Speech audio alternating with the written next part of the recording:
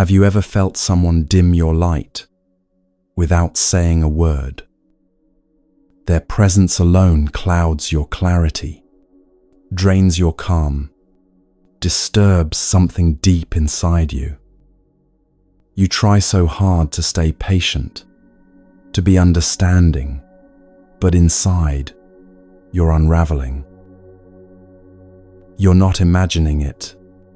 You're not too sensitive. You're awake. Learning to protect your peace isn't selfish. It's sacred. The Buddha knew this 2,500 years ago. Today, you're going to discover 12 ancient teachings, intelligent, compassionate, transformative, that show you exactly how to handle difficult people without losing yourself. Let me show you where this wisdom was born. A monastery in the mountains, morning mist. A young monk, trembling, stands before his master. Someone here mocks me, interrupts me, wounds me with his words. Every time I see him, I lose my peace. Master, what do I do? The teacher asks one question. If someone offers you a gift and you refuse it, who does the gift belong to? To the one who offered it. The master nods. The same with insults, cruelty, every cutting word. If you don't accept them, they remain with the giver. What you don't accept cannot harm you. This is the first key. Let's unlock the rest.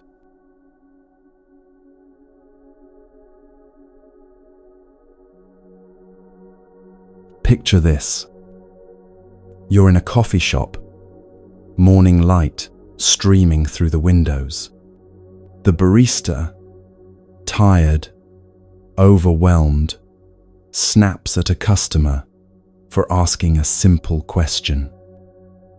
Or maybe you're at a family dinner.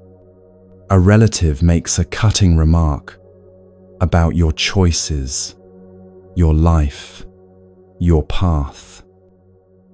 Or it's just an email, cold, harsh, unnecessary in its tone. Your chest tightens. That familiar voice inside whispers, "What did I do wrong?" This is where most of us live. In that question, in that tightness. But the Buddha taught something that shatters this pattern completely. He called it anatta, one of the three marks of existence that define all experience. While most translate it as non-self, its implications go far deeper than that simple phrase suggests. 2,500 years ago, the Buddha sat beneath the Bodhi tree and saw through the illusion that binds most people their entire lives, the illusion that we are separate, solid, permanent selves. And within this profound insight lies a truth that will set you free from taking anything personally. When someone lashes out, criticizes, judges, or wounds you with their words, they're not responding to who you actually are. They're responding to their own mind state, their own suffering, their own inner turbulence. You are not the cause of their storm. You simply witnessed it. Let that settle for a moment. Think of it this way. A tree doesn't take it personally when the wind bends its branches. The tree stands. The wind passes, neither changed by the other's nature. The Buddha said, "When you realize nothing is lacking, the whole world belongs to you." This isn't about having everything. It's about understanding that external reactions don't define your worth, because there is no fixed you to define in the first place. So why do we take things so personally?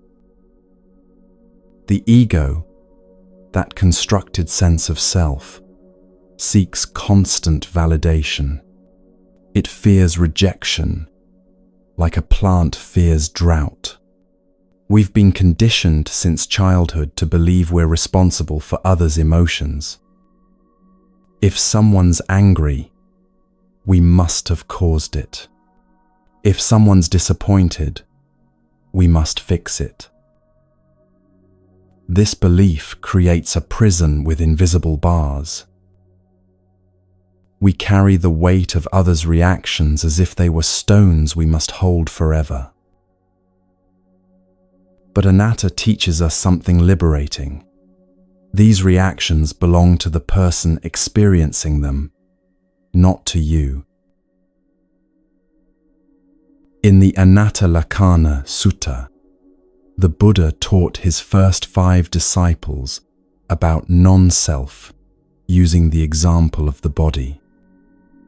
He asked them, if the body were truly yours, could you command it never to age, never to sicken, never to die? Of course not. The body follows its own nature.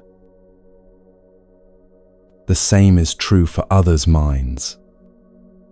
Their thoughts, reactions, and emotions follow their own conditioning, their own karma, their own patterns. You can't control them any more than you can command your body not to age. Right now, wherever you are, think of something someone said that hurt. A criticism, a judgment, a dismissal. Feel where it lives in your body. Maybe it's tightness in your chest. Maybe it's a knot in your stomach. Maybe it's tension in your shoulders. Now ask yourself, what if their words had nothing to do with who I actually am? What if their reaction was shaped by their childhood wounds, their current stresses, their own fears and insecurities? What if it was their pain speaking, not truth about you? Notice what happens when you ask this. Notice the space that opens. A little breathing room where there was only tightness before. This is the beginning of freedom through anatta. Let me tell you about a woman named Sarah. She worked in an office where her boss criticized everything she did. Every report was wrong. Every presentation needed fixing. Every idea was insufficient. For months, Sarah carried this home. She questioned her abilities.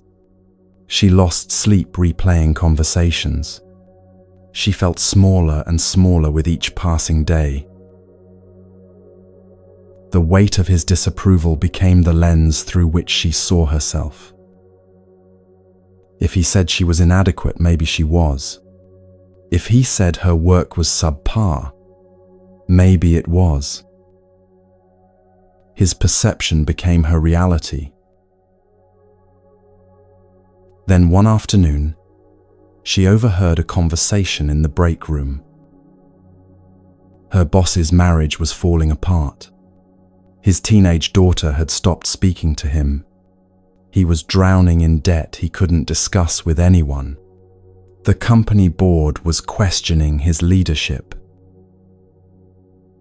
The next time he criticized her work, something was different. The same harsh words, the same dismissive tone, but Sarah's experience had completely transformed. She saw a man in pain, lashing out at the nearest target. Not because she deserved it, but because pain doesn't discriminate in where it lands. His criticism wasn't about her work, it was about his life falling apart. His harsh words weren't evaluations of her worth, they were expressions of his suffering. Her peace returned that day, not because he changed, but because her understanding of anatta deepened. She still received his feedback professionally. She still made improvements where genuinely needed, but she stopped absorbing his pain as if it were truth about her. This is the practice of anatta in daily life. When criticism comes, pause. Take one breath, then silently recognize this is about their mind, state, not about who I am. You're not dismissing valid feedback. You're not avoiding growth. You're simply refusing to carry weight that was never yours to hold. Notice the space that opens when you do this. Notice how your shoulders drop. Notice how the criticism loses its power to define you. In Zen monasteries, monks are taught to observe thoughts like clouds passing through the sky. The sky doesn't chase the clouds. It doesn't hold them or push them away. It simply allows them to pass through its vast, unchanging space. You can be the sky. And other people's storms? They're just weather, moving through. The Dhammapada says, all that we are is the result of what we have thought. The mind is everything. What we think, we become. This applies not just to you, but to everyone. What they think creates their reality, their reactions, their words. And their reality is not your reality. The next time someone's reaction feels personal, remember, their behavior is a window into their inner world, not a mirror of your worth. The person who snaps at the barista, probably carrying exhaustion from caring for a sick parent through sleepless nights. The relative who criticizes your life choices, often wrestling with regret over their own unfulfilled dreams.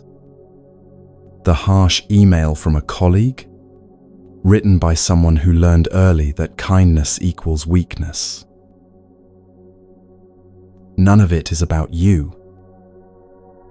All of it is about them. And when you truly understand anatta, not just intellectually, but in your bones, you become unshakable. Not because you've built walls, not because you've stopped caring, but because you finally understand what's yours to carry and what isn't. Consider this: every person you encounter is carrying their own history, their own wounds, their own conditioning, their own karma ripening in this moment. When they react to you, they're really reacting to the confluence of countless causes and conditions, most of which have nothing to do with you. A meditation teacher once said, "When someone throws mud at you, remember, the mud was already in their hand. You didn't put it there." This is anatta in action. This is freedom from taking things personally. Practice this today. When someone's words sting, pause and ask, is this really about me or about them? 9 times out of 10, it's about them. And in that recognition, you find your peace. The teaching of anatta doesn't make you cold or uncaring. It makes you free. Free to respond with wisdom instead of wounding. Free to help when appropriate, without absorbing others' suffering as your own. This is the first foundation, the first teaching, the first liberation. Understanding anatta means understanding that what happens to you is not always about you. And in that understanding, you reclaim your peace.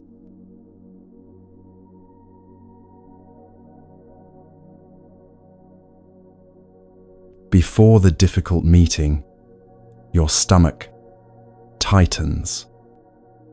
Before the challenging conversation, your heart races.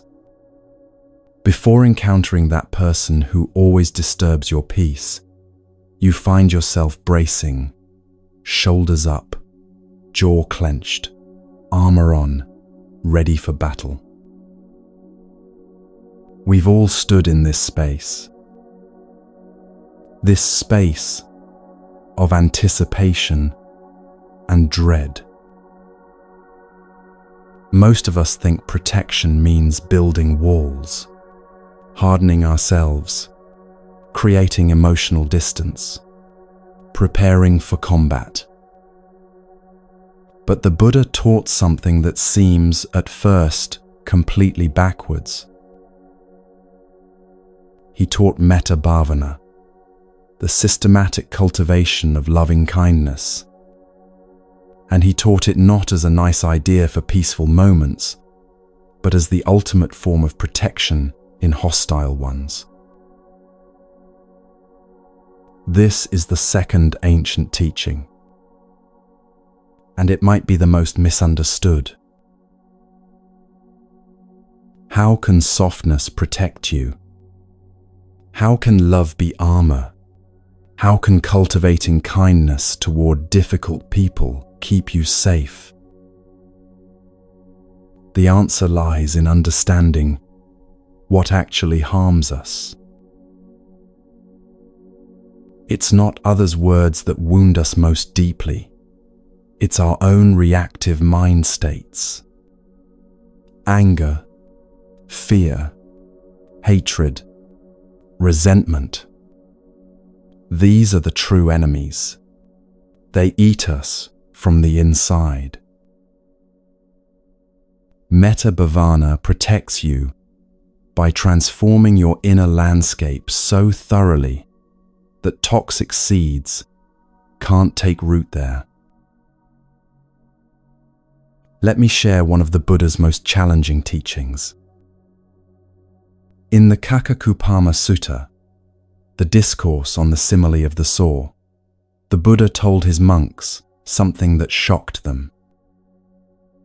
He said, "Even if bandits were severing you limb from limb with a 2-handled saw, if you gave rise to a mind of hate, you would not be carrying out my teaching." The monks sat in stunned silence. He continued, "You should train yourselves. Our minds will remain unaffected, and we shall utter no evil words. We shall abide compassionate for their welfare, with a mind of loving kindness, without inner hate. We shall pervade them with a mind of loving kindness." This isn't about being passive. It's not about accepting abuse. It's about understanding something profound about how the mind works. When your mind rests in loving kindness, negativity finds no foothold. Not because of mystical energy or invisible shields, but because of mental cultivation. Your state of mind becomes your sanctuary. Think of it like this. If you plant a garden full of flowers, weeds struggle to grow. Not because you're fighting the weeds, but because there's simply no room for them. Metta bhavana fills your mind so completely with loving kindness that hatred, fear, and anger have nowhere to take root. The Karaniya Metta Sutta, perhaps the most beloved discourse in all of Buddhism, describes this practice. The Buddha said, just as a mother protects her child, her only child, with her life, so should one cultivate a boundless heart towards all beings.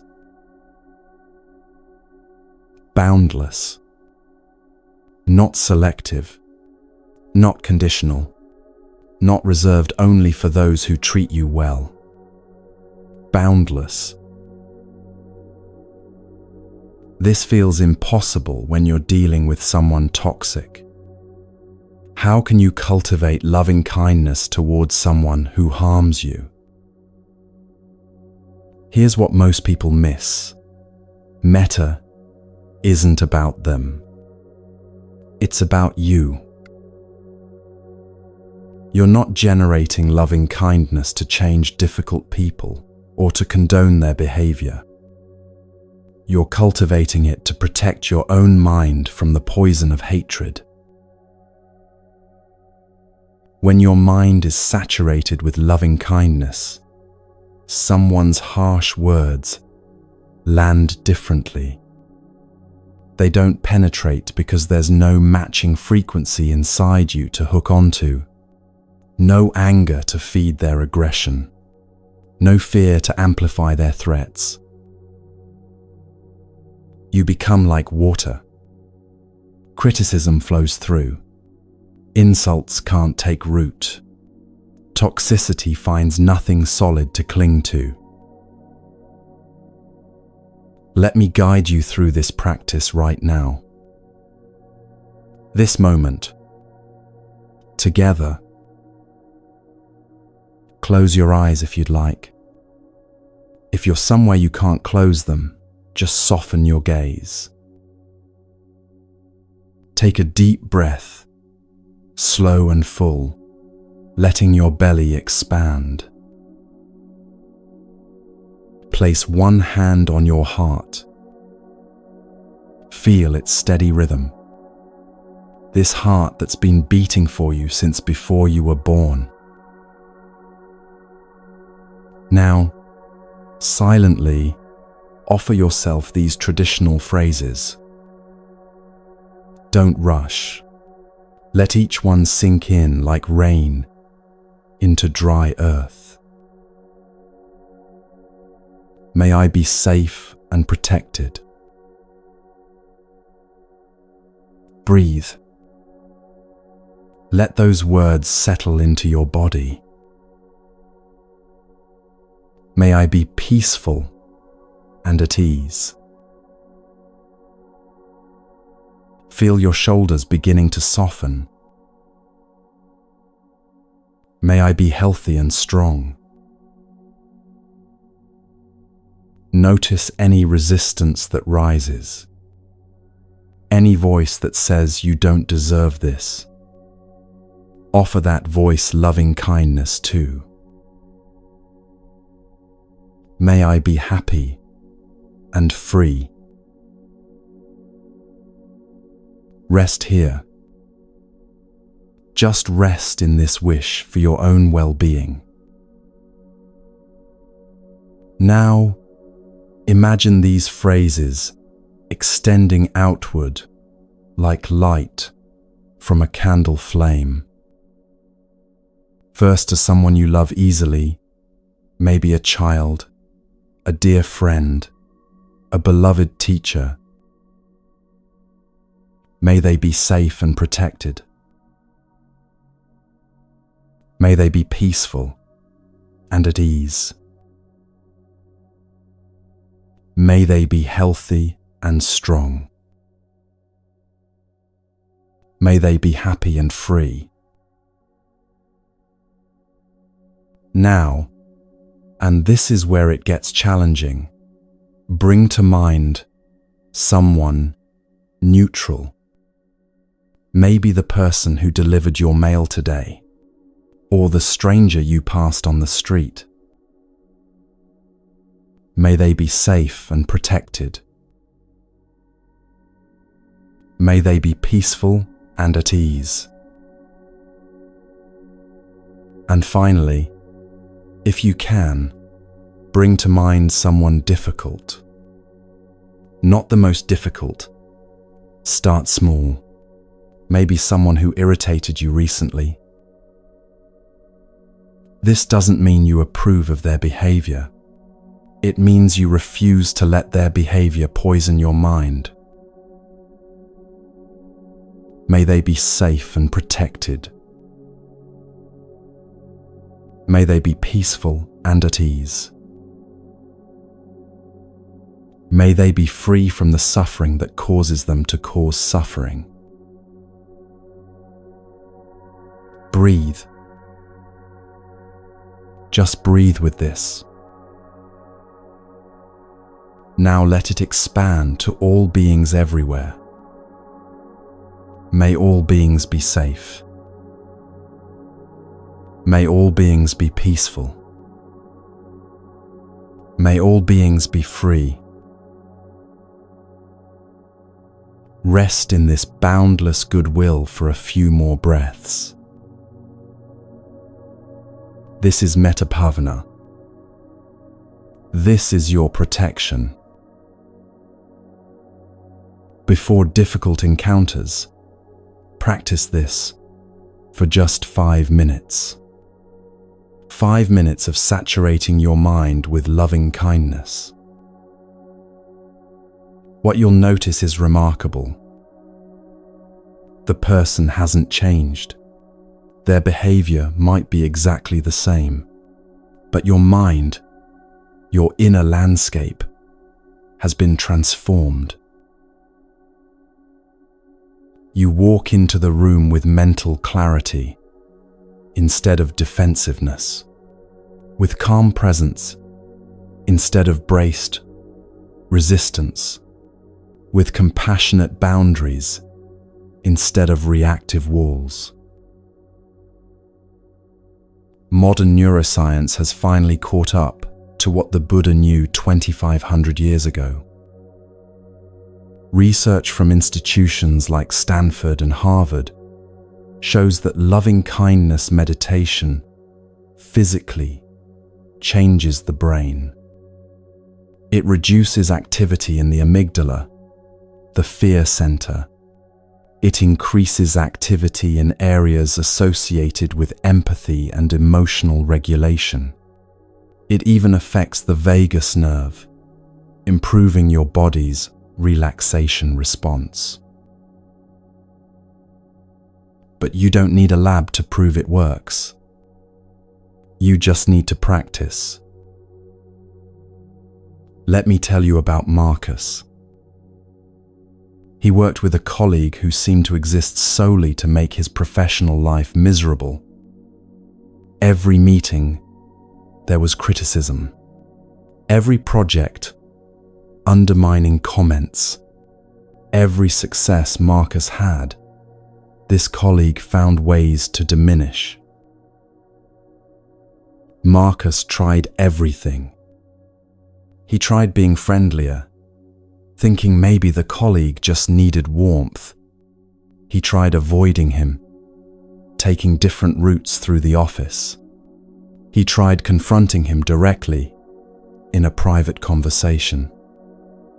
Nothing worked. The colleague's behavior remained constant, and Marcus's stress kept escalating.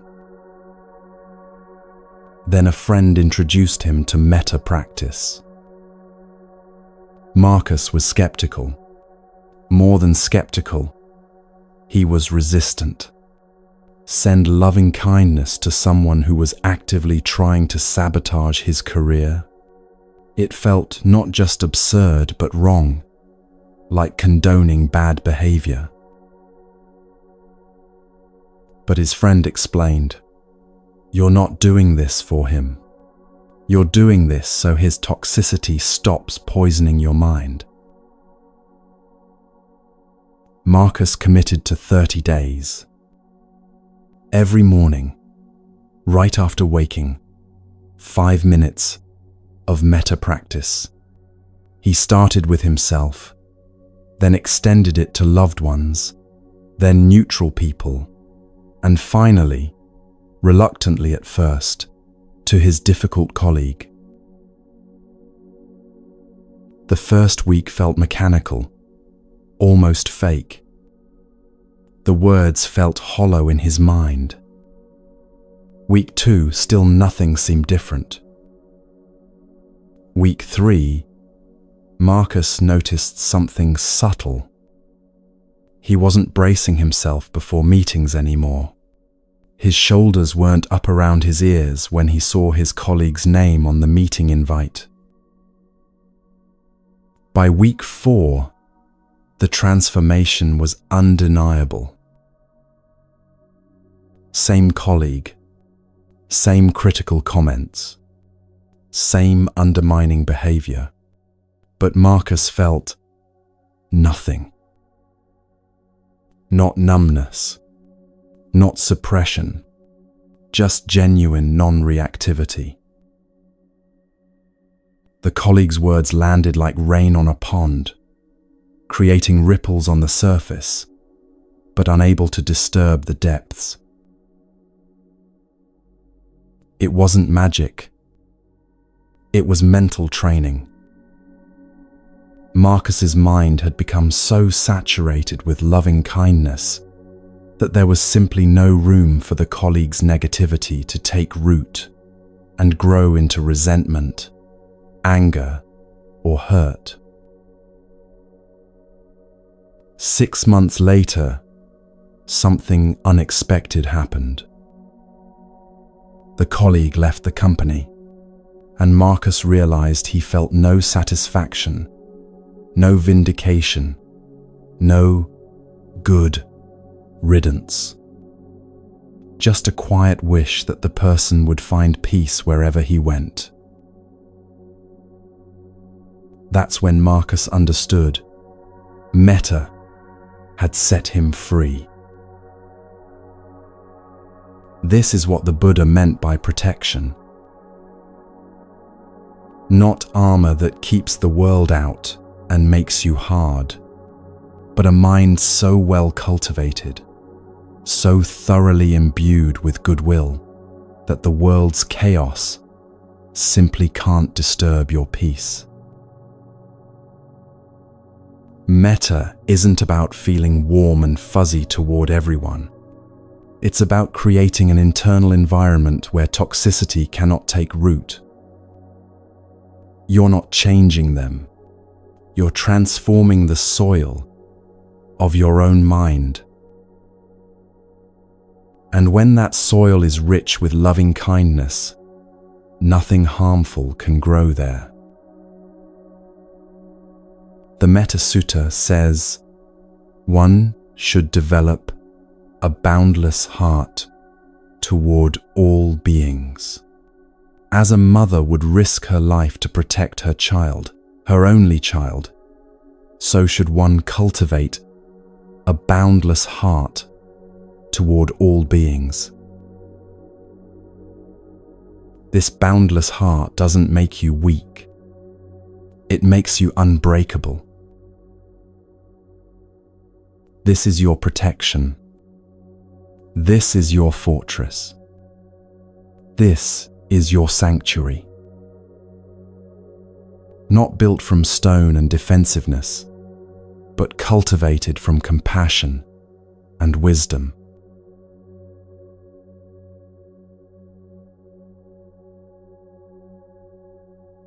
The text message appears, and your blood boils instantly.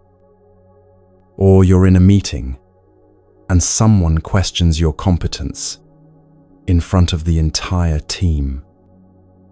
Or it's just that tone, that dismissive, condescending tone, and your jaw clenches, your hands ball into fists, your mind spirals into defensive scripts you'll deliver perfectly in the shower later.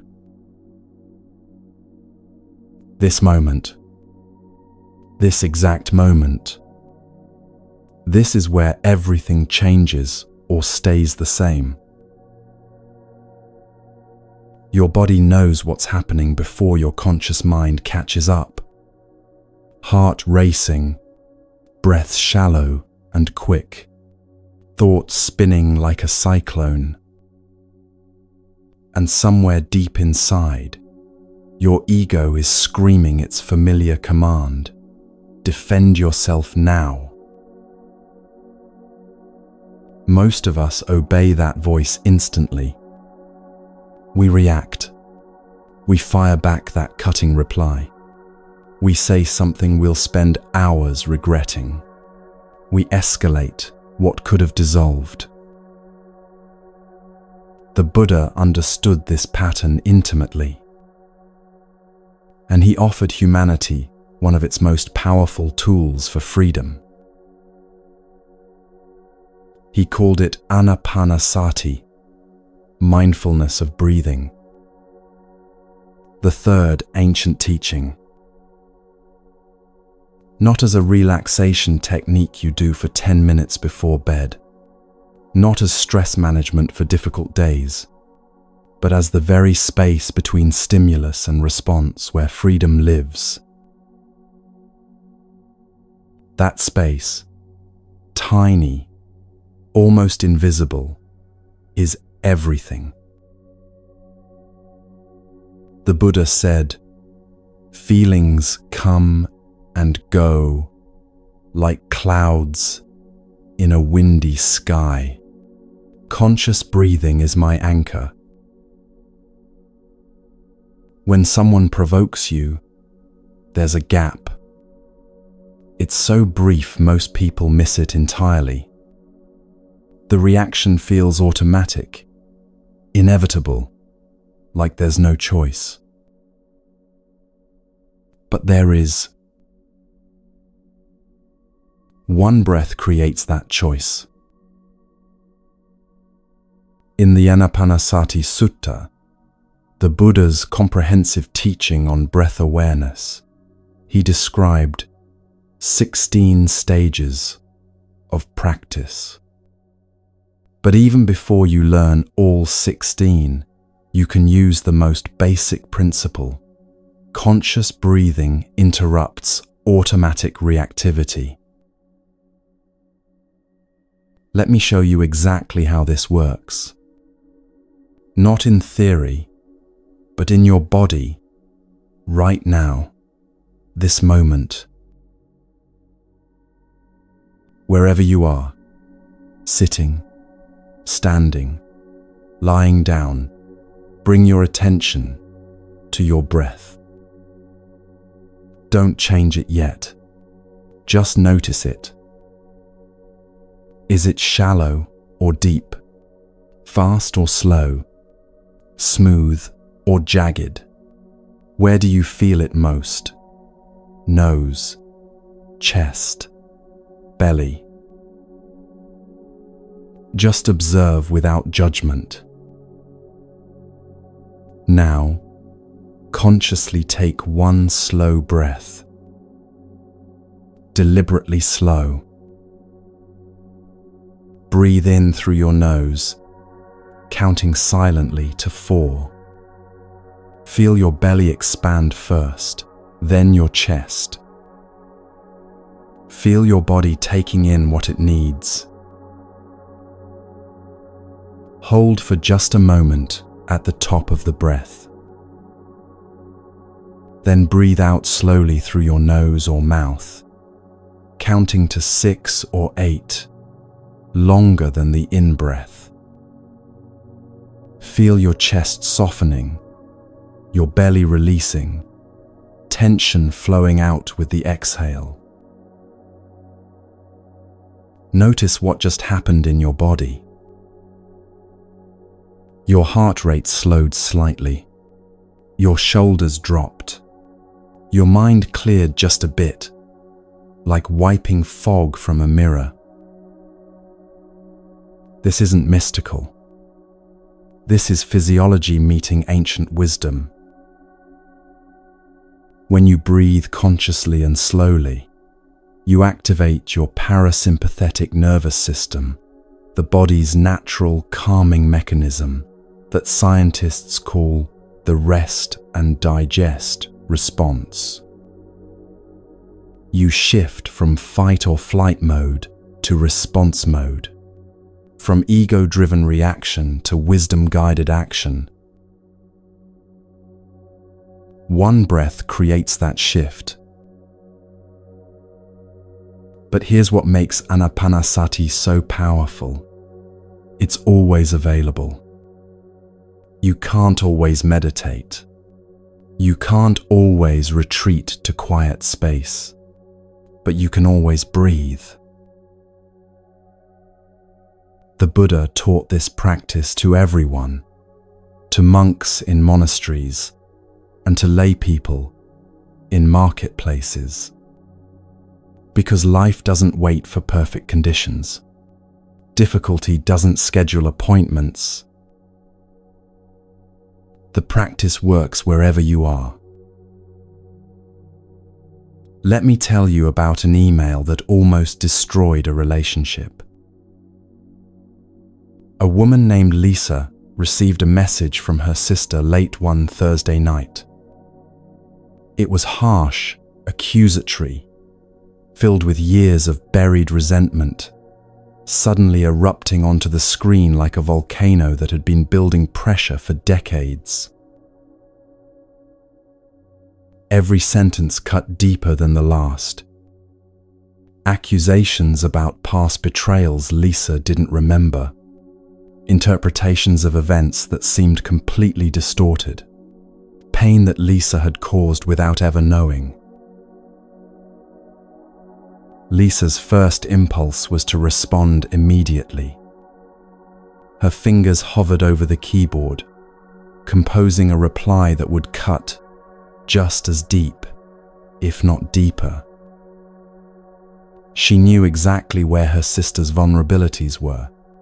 She knew exactly what words would wound most effectively.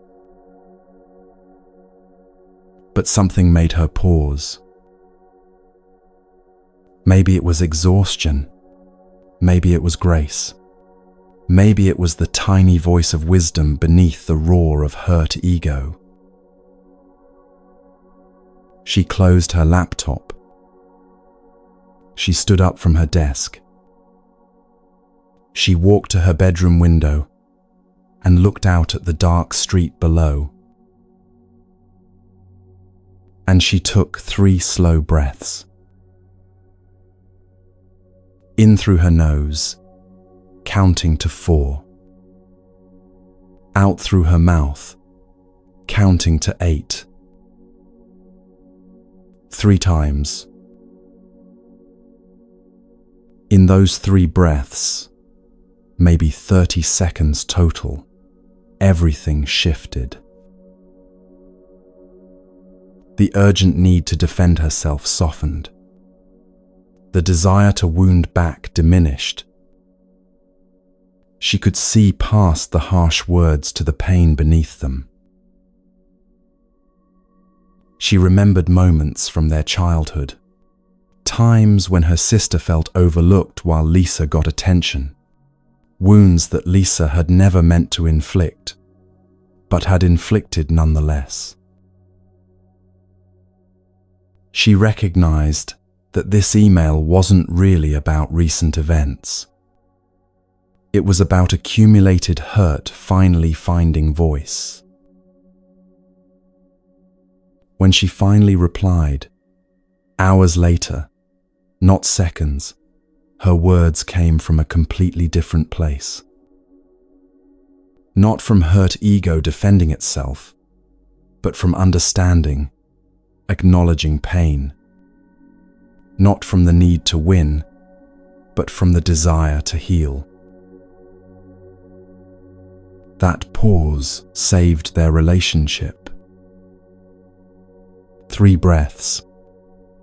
30 seconds. That's all it took to choose wisdom over wounding. In Zen practice, there's a teaching that Master Thich Nhat Hanh made famous. The gap is where wisdom lives. Not in the thoughts that race through your mind, not in the reactions that want to burst forth, but in the space between stimulus and response. That space might be tiny, the width of a single breath, but it contains infinite possibility. You don't need to fill every moment with words. You don't need to respond to every provocation instantly. Sometimes silence is the most powerful response you can offer. Your calm presence speaks louder than any defense, any explanation, any justification ever could. There was an executive named David who learned this lesson through years of painful experience. Board meetings in his company were brutal arenas. Certain board members seemed to view every presentation as an opportunity to tear him down, question his competence, undermine his authority in front of his peers. For years, David fought back verbally. Every attack met with immediate defense. Every question met with lengthy explanation. Every doubt met with insistence. It never helped. The attacks only intensified. The more he defended, the more they attacked. He was caught in an exhausting cycle of provocation and reaction. His performance reviews praised his work, but noted his defensiveness as a leadership weakness.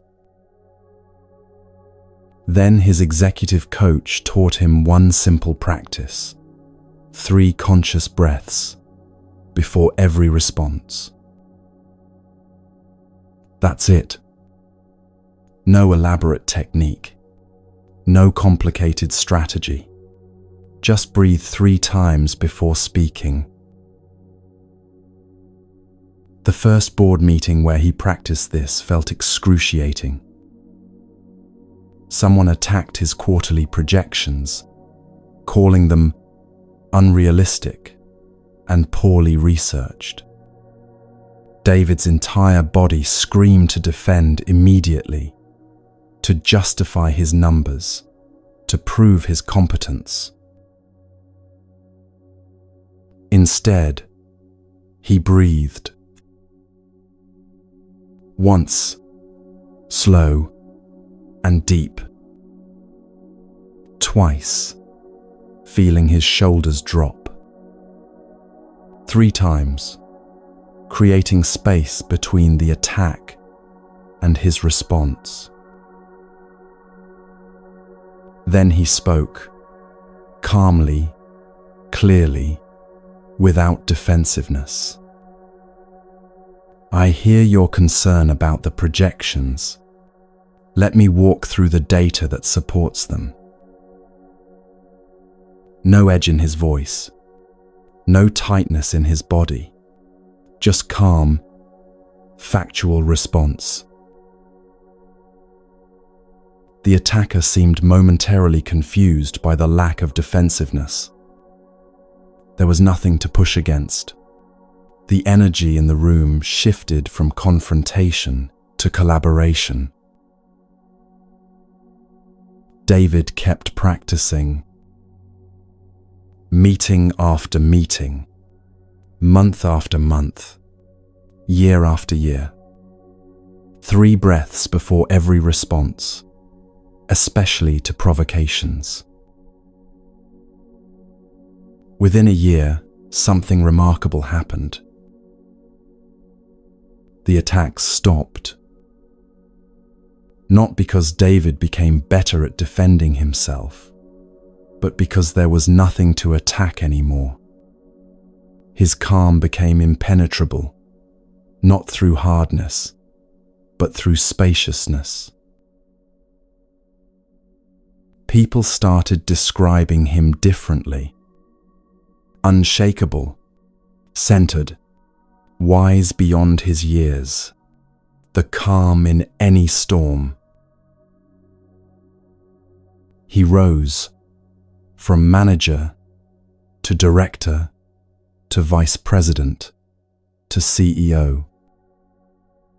When people asked his secret to handling pressure, he'd smile and say, "I learned to breathe." They thought he was being modest or metaphorical. He wasn't. 3 conscious breaths had literally changed the trajectory of his career and his life. This teaching of Anapanasati isn't about suppressing your feelings. It's not about swallowing anger or pretending hurt doesn't exist. It's about creating space between what happens and what you choose to do about it. In that space lives your power, your freedom, your wisdom. The Anapanasati Sutta describes how the Buddha himself practiced this way. He'd breathe in, knowing he was breathing in. He'd breathe out, knowing he was breathing out. Simple awareness of breath, moment by moment. Through this practice, he said, you can calm your body, you can calm your feelings, you can calm your thoughts, and from that calm comes clear seeing, the ability to respond wisely instead of react blindly. The next time someone provokes you, try this. Don't try to fix anything. Don't try to respond perfectly. Don't try to control your emotions. Just breathe. 1 conscious breath before you speak. 1 conscious breath before you type that message. 1 conscious breath before you decide your next move. That's all. Watch what happens. Watch how that single breath creates a different outcome. Watch how it shifts you from victim to chooser, from reactive to responsive, from controlled to in control. The Buddha knew what neuroscience has only recently confirmed. The breath is the bridge between body and mind. When you regulate your breath, you influence your nervous system, which influences your emotions, which influences your thoughts, which influences your actions. Control the breath, and everything else follows. This is not about perfection. You'll forget sometimes. You'll react without thinking. That's human. But the more you practice, the more automatic it becomes. The pause starts happening naturally. The space grows wider. The choice becomes clearer. And in that growing space, you find something precious, your freedom. No one can take your peace if you don't hand it over in that moment of reaction. And the breath is how you keep your peace in your own hands.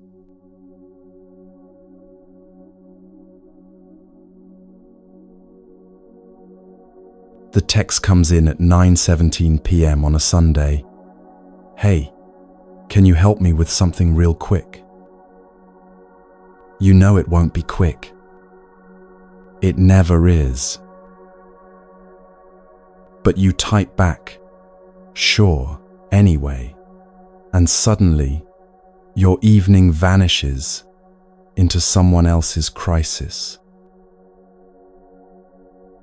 Or maybe it's the friend who always needs just one more favor, one more listening session, one more rescue from problems they could solve themselves.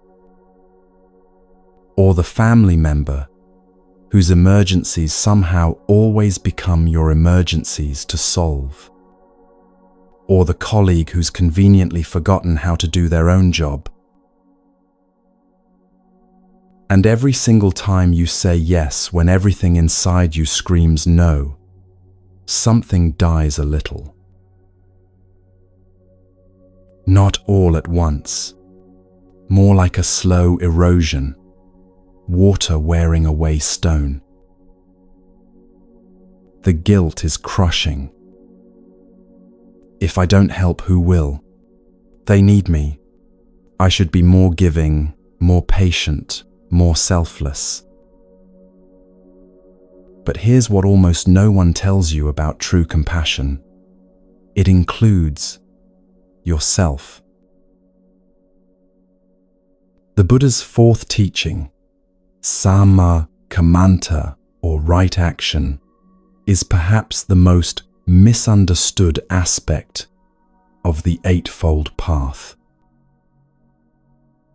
We've been taught a distorted version of spiritual practice. One where being good means saying yes to everyone, helping everyone, being available to everyone, all the time, regardless of cost to yourself. This isn't Buddhism. This is self-destruction wearing spirituality's clothing. Right action means action that's aligned with wisdom and compassion, and that includes compassion for yourself. True compassion doesn't drain you dry. It sustains you. The Buddha taught that there are 4 types of people: those who care for others, but not themselves; those who care for themselves, but not others; those who care for neither; and those who care for both. Only the 4th type, caring for both self and others, reflects right action. Boundaries aren't walls built from selfishness. They're clarity about what's yours to carry and what isn't. The Buddha himself demonstrated this. He didn't try to save every person he encountered. He taught those who were ready to hear. He moved on from those who weren't. He rested when he needed rest.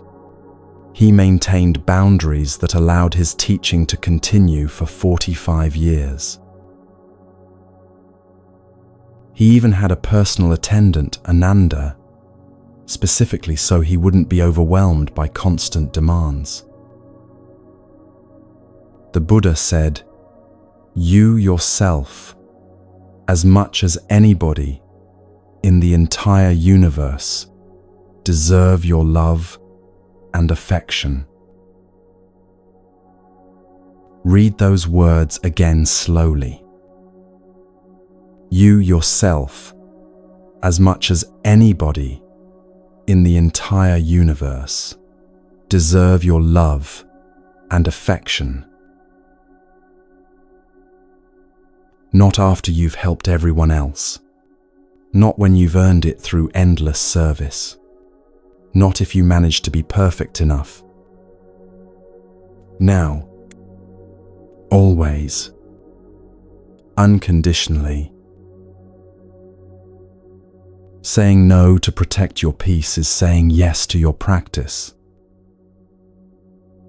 And here's what most people struggle to accept. No is a complete sentence. You don't need to explain. You don't need to justify. You don't need to apologize for having limits like every other human being on this planet. No, spoken with kindness, is compassion for both people. It's compassion for them because it's honest. You're not building resentment that will poison the relationship later. It's compassion for you because it's protective. You're honoring your own needs as worthy of respect. Let me show you what this sounds like in practice. Not harsh, not cold, but clear. Warm but unwavering, like a hand that's soft but doesn't waver. I'm not able to do that. That doesn't work for me. I need to protect my time right now. I can't take this on. I hear that you're struggling, and I'm not available to help with this. Notice what's missing from these phrases. Explanation, justification, apology for existing with limitations. Just clear, kind truth delivered with gentle firmness. There was a woman named Rachel who lived her entire adult life unable to speak these words. She was the person everyone called when they needed something, the one who always helped, the reliable one, who never said no, the giving one, the selfless one, the good one. She was also completely exhausted, chronically overwhelmed, resentful in ways she'd never admit out loud, and deeply, silently angry at everyone who kept asking for more. But she couldn't stop saying yes, because saying no felt like admitting she wasn't good enough, strong enough, spiritual enough. Her therapist finally asked her a question that changed everything. What would happen if you said no? Rachel's answer came immediately, rehearsed from years of internal repetition. They'd be disappointed in me. They'd think I don't care about them. They might leave. And then I'd be alone. The therapist leaned forward. And if they leave because you have basic human boundaries, what does that tell you about the relationship? Rachel sat with that question for a long time, feeling something crack open inside her chest. The truth was uncomfortable. Relationships built on her endless availability weren't actually relationships. They were arrangements, and she'd been maintaining them at the cost of her own well-being. She made one decision, one boundary, One small declaration that felt enormous. I need Sundays for myself. That's all. No visitors on Sundays. No phone calls unless genuine emergency. No favors. No obligations. Sundays belong to her for rest, for reading, for doing absolutely nothing if that's what she needed. Her family was shocked. Her mother called it selfish. Her sister said she was being dramatic. A friend stopped speaking to her for 2 weeks. But Rachel held the boundary. Even when it felt uncomfortable, even when guilt rose up like waves trying to pull her under. And something remarkable happened. After the initial resistance and testing, people adapted. They stopped calling on Sundays. They planned around her boundary. They learned to respect it.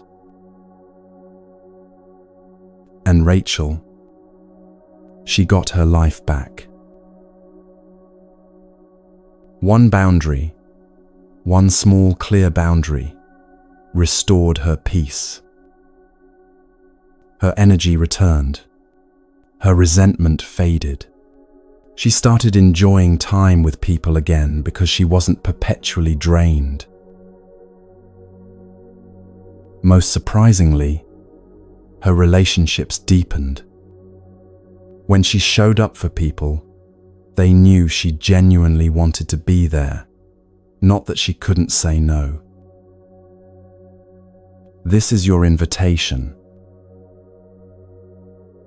This week, set one boundary. Just one. Something small but real. Something that honors your needs without apology. Maybe it's, I don't answer work messages after 6 p.m. Maybe it's, I need one evening a week, completely alone.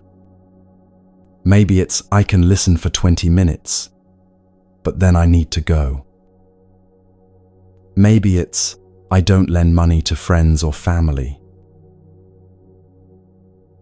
Whatever boundary you choose, say it clearly.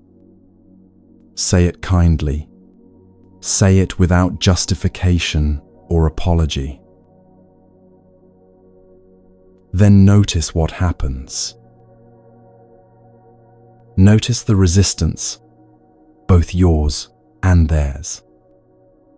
Notice the guilt that rises up, whispering that you're being selfish, difficult, unreasonable.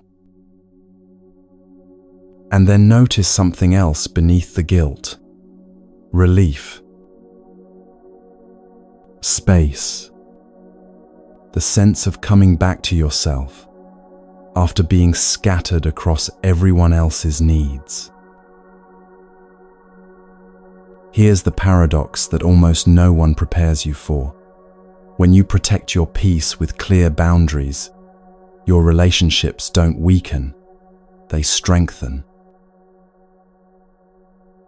Because you're no longer relating from depletion and hidden resentment. You're relating from fullness and genuine choice. The people who respect your boundaries, they're your people. They stay. They appreciate the clarity. They grow alongside you. The people who can't tolerate your boundaries, they reveal themselves as people who valued your availability more than your well-being. And losing those relationships, painful as it might be, makes room for relationships where you can show up as your whole self, limits included. The Buddha taught the middle way, not self-denial, not indulgence, but balance. Boundaries are the middle way applied to relationships. Not walls that isolate you in fortress-like protection, not open doors that let every demand flood in without filter, but healthy membranes that allow nourishment while keeping out harm. Your peace is not negotiable. Your time is not infinite. Your energy is not expendable. And protecting these precious resources doesn't make you selfish. It makes you honest about being human. Right action includes knowing when to help and when to step back, when to say yes and when to say no, when to give and when to receive, when to engage and when to protect your peace. This is Samma Kammanta, right action that includes compassion for yourself.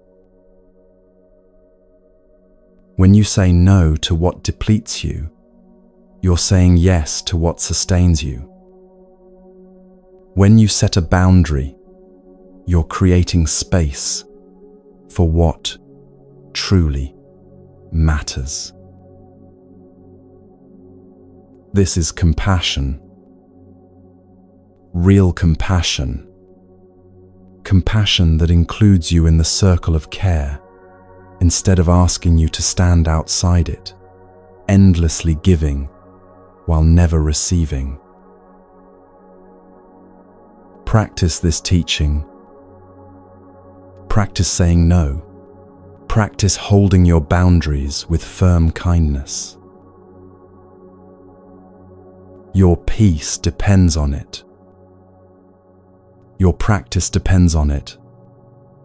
Your ability to genuinely help others depends on it. Because you cannot pour from an empty cup, and you cannot walk the path to peace while carrying everyone else's burdens as if they were your own.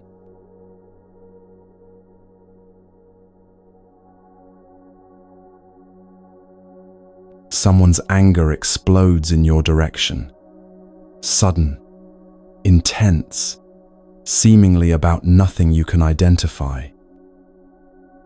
Your mind races. What did I do? How did I cause this? What should I fix? The urge to explain, defend, make it right floods through you like adrenaline.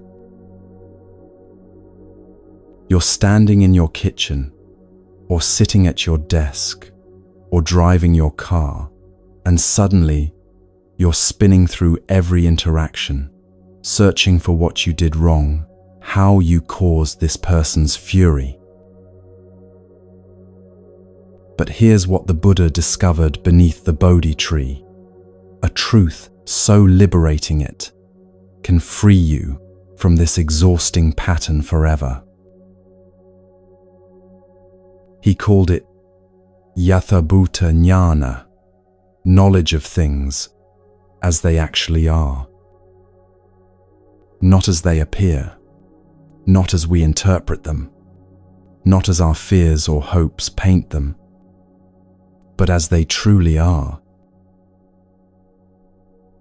And what he saw was this: people respond to their own minds, not to reality. Think about that for a moment. When someone criticizes you, gets angry at you, judges you harshly, they're not responding to who you actually are. They're responding to their interpretation of you, filtered through their history, their wounds, their current state of mind. You are a mirror reflecting their inner world back to them, not the cause of what they see. The Buddha said, "We are what we think. All that we are arises with our thoughts." This doesn't just apply to you. It applies to everyone. Every single person, creating their reality through the lens of their mind. Let me paint you a picture of how this understanding transforms everything. There was a woman named Jennifer who worked for a boss who criticized relentlessly. Every project she submitted came back marked in red. Every presentation she gave received harsh feedback. Every idea she offered met immediate skepticism. For 2 years, Jennifer absorbed this as truth about her competence. If her boss, experienced, respected, authoritative, saw her work as inadequate, then surely it must be inadequate. She worked longer hours, double-checked everything, sought perfection in every detail. But nothing changed. The criticism remained constant, like rain that never stops. Jennifer started having Sunday night anxiety attacks, started updating her resume, started believing she might not be cut out for this career after all. Then one Friday, everything shifted. Jennifer stayed late to finish a report. As she was leaving, she passed her boss's office and heard him on the phone. The door was slightly open, and his words drifted into the hallway. "I don't know how much longer I can keep this up. The board wants results I can't deliver. My wife says I'm never home. My daughter won't speak to me. I'm drowning in debt, and everyone's looking to me for answers I don't have." Jennifer stood frozen, hearing him break down in sobs. The next Monday, he criticized her quarterly analysis in a meeting. Same harsh tone, same dismissive body language, same words that usually cut deep. But something was completely different. Jennifer didn't feel the usual sting. Instead, she saw a man drowning, gasping for control by criticizing everything around him. His words weren't about her analysis. They were about his failing marriage, his financial terror, his imposter syndrome as a leader. The criticism was the same, but Jennifer's understanding had transformed. She saw through the surface to the suffering beneath. And in that seeing, she found her freedom. She still listened professionally to his feedback. She still made improvements where genuinely warranted. But she stopped absorbing his pain as evidence of her inadequacy. This is Yathabhuta Jnana in action, seeing things as they actually are. That angry person who snaps at everyone. Look closer. Fear lives underneath, masquerading as aggression. That controlling person who micromanages every detail. Beneath the control is terror of chaos, of things falling apart, of powerlessness they once felt and never want to feel again. That critical person who finds fault in everything you do. Turn the mirror around They're often hardest on themselves, projecting internal harshness outward because they don't know any other way. This understanding doesn't excuse harmful behavior. This is crucial to grasp. You can hold two truths simultaneously. I see your pain, and I protect my peace. Understanding their suffering doesn't mean accepting mistreatment. Compassion doesn't require you to be a target. This is the middle way the Buddha taught. Not cold rejection, not doormat acceptance, but wise compassion with clear boundaries. Next time someone lashes out at you, try asking yourself, what pain is this person carrying? Not to excuse their behavior, not to fix their pain, but to understand it. Understanding creates space between their action and your reaction. Space where you can choose, absorb this as truth about me, or recognize it as their inner world expressing itself. Let me tell you about a therapist named Michael, who mastered this teaching so completely that nothing his clients said could disturb his peace. Clients would rage at him, accuse him of not caring, tell him he was useless, incompetent, making everything worse. New therapists in supervision would ask him, "How do you not take it personally?" Michael would smile and say, "Their anger isn't about me. It's their pain finding its voice. They're showing me their inner world, the criticism they absorbed from parents, the rage they couldn't express to those who hurt them, the fear that no one can actually help." He taught his students, their behavior is their teacher, showing you their inner landscape. Listen not to the words, but to the suffering beneath the words. This transforms everything. When you understand that people's reactions reveal their inner world, rather than truth about you, you become unshakable.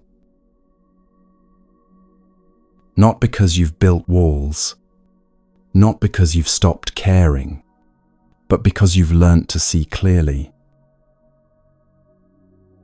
The Dhammapada teaches, the fool thinks they have won a battle when they bullied with harsh speech, but knowing how to be forbearing, that makes one victorious.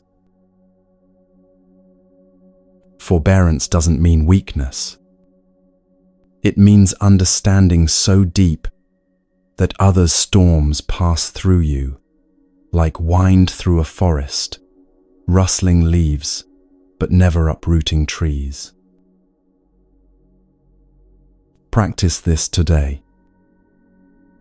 When someone's words sting or their anger confuses you, pause.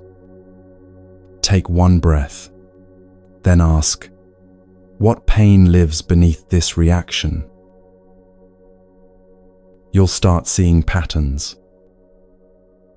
The colleague who always undermines you often feels unseen and fights for recognition the only way they know. The friend who guilt trips you, terrified of abandonment, trying to control connection through manipulation. The family member who criticizes your choices, wrestling with their own regrets, projecting them onto your canvas. None of it is about you. All of it is about them. And when you truly see this, yathabhutanyana, things as they actually are, you find a freedom more profound than any defense could give you. You find the freedom to stay in your own peace, while others storm around you.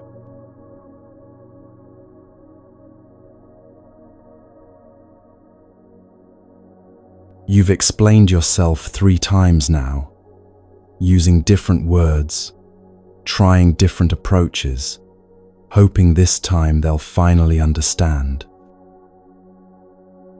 They don't. Each explanation seems to invite more questions, more challenges, more demands for justification. And with each round, you feel more exhausted, more depleted, more like you're pouring yourself out, while nothing fills you back up. This is a pattern many of us know too well.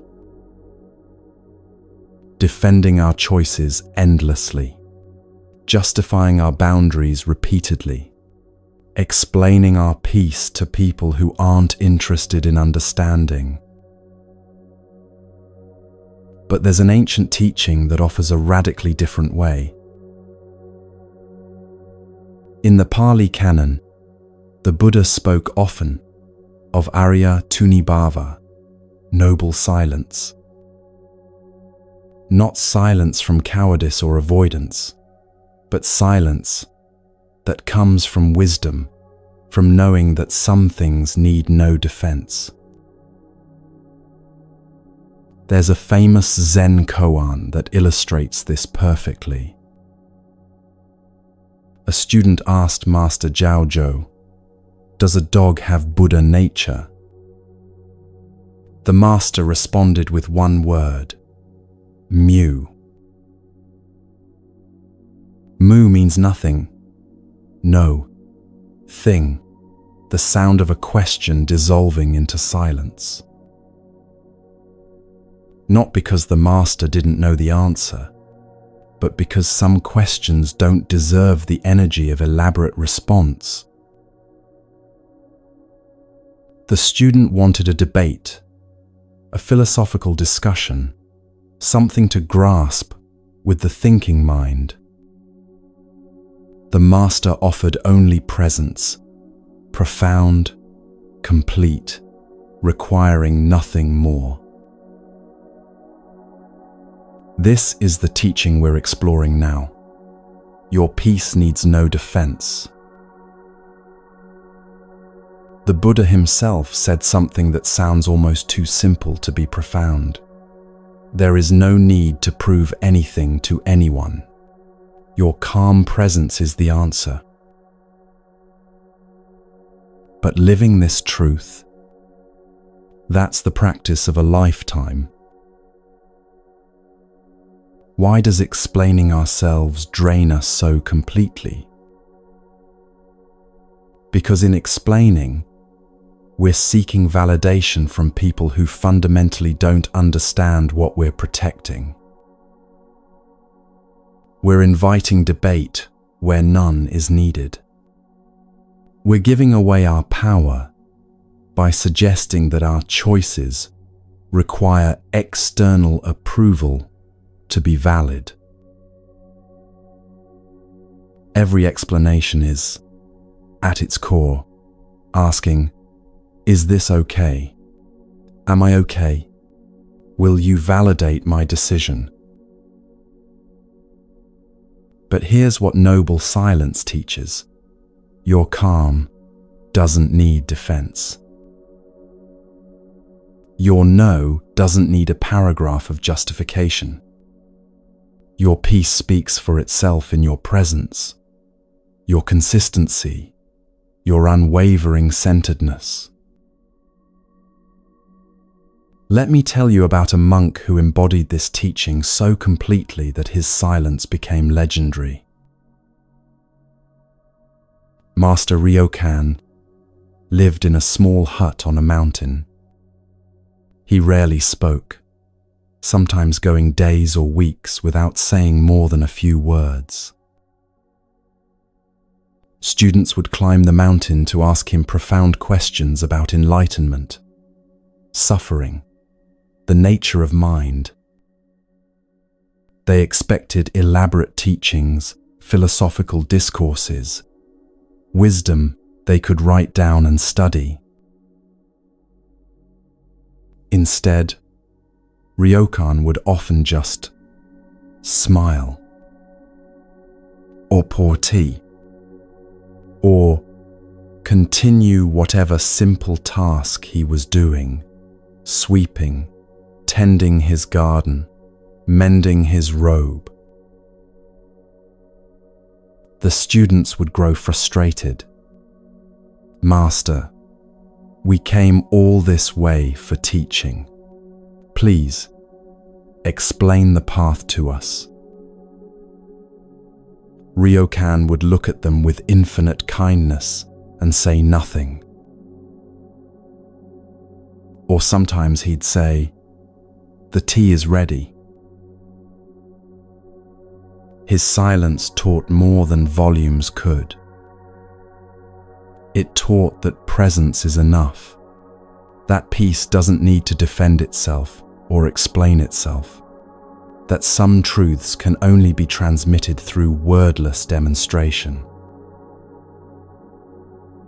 When Ryokan did speak, rarely, perhaps once every few weeks, people listened with complete attention.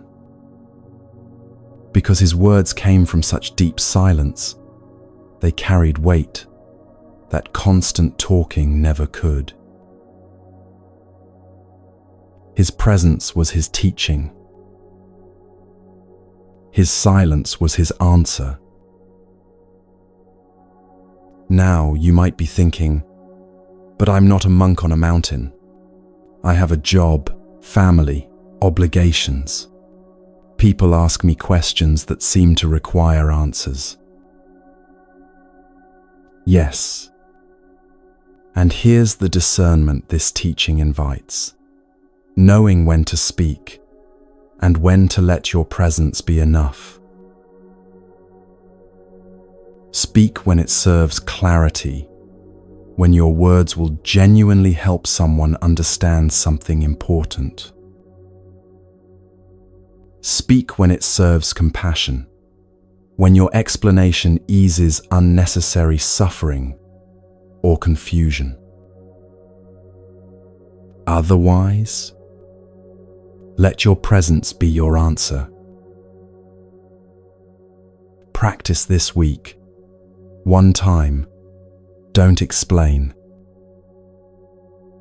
Someone asks why you're making a particular choice. Instead of the usual paragraph of justification, try, "That's my choice." Or, "That's what works for me." Or simply, "Yes, that's what I'm doing." Then, and this is the hard part, stop. Don't fill the silence. Don't elaborate. Don't justify. Notice what happens in your body. Notice the discomfort, the urge to keep explaining, the fear that silence equals rudeness or coldness. Breathe through it. And then notice something else, the freedom. The relief of not having to convince anyone. The power of standing in your choice without apology. The peace of letting your presence speak louder than your words. Let me tell you about a woman named Alison, who transformed her entire life through this practice. Alison was vegan, and for years she explained this choice constantly. At every dinner party, every family gathering, every work lunch, someone would ask, "Why vegan? and she'd launch into her reasons, ethics, environment, health, all of it. The explanations led to debates. The debates led to defensiveness. The defensiveness left her exhausted and resentful, dreading social situations that should have been enjoyable. One day, at her sister's birthday dinner, someone asked the familiar question, "So, why are you vegan again?" Alison took a breath, and instead of her usual explanation, she said simply, "It's what works for me." Then stopped. The person waited for more. Alison smiled and took a bite of her food. "But I mean, do you really think it makes a difference?" "It's what works for me," Alison repeated calmly, still smiling. The person looked confused, then moved on to another topic. That was it. No debate, no defense, no exhaustion afterward. Alison kept practicing this. "It's what works for me" became her peaceful boundary. Within a month, something remarkable happened. People stopped challenging her. Not because she'd convinced them with brilliant arguments, but because there was nothing to push against. Her calm presence communicated certainty without needing to prove anything. People started respecting her choice in a way they never had when she was constantly explaining and defending. Her peace became magnetic rather than militant. This is the power of noble silence, not refusing to communicate, but communicating through presence rather than persuasion. The Dhammapada says, "Better than 1,000 hollow words is one word that brings peace." Sometimes that one word is silence. When you stop explaining your peace to people who don't understand peace, you stop giving away the very thing you're trying to protect. Your calm doesn't need external validation. Your choices don't require consensus. Your boundaries don't need approval. They simply need you to hold them with quiet consistency. This doesn't make you cold or uncaring. It makes you clear. Think of the ocean. It doesn't explain why it's deep. It doesn't justify its tides. It simply is, vast and deep and powerful in its presence. You can be like that ocean. Let your peace speak through your presence, not your explanations.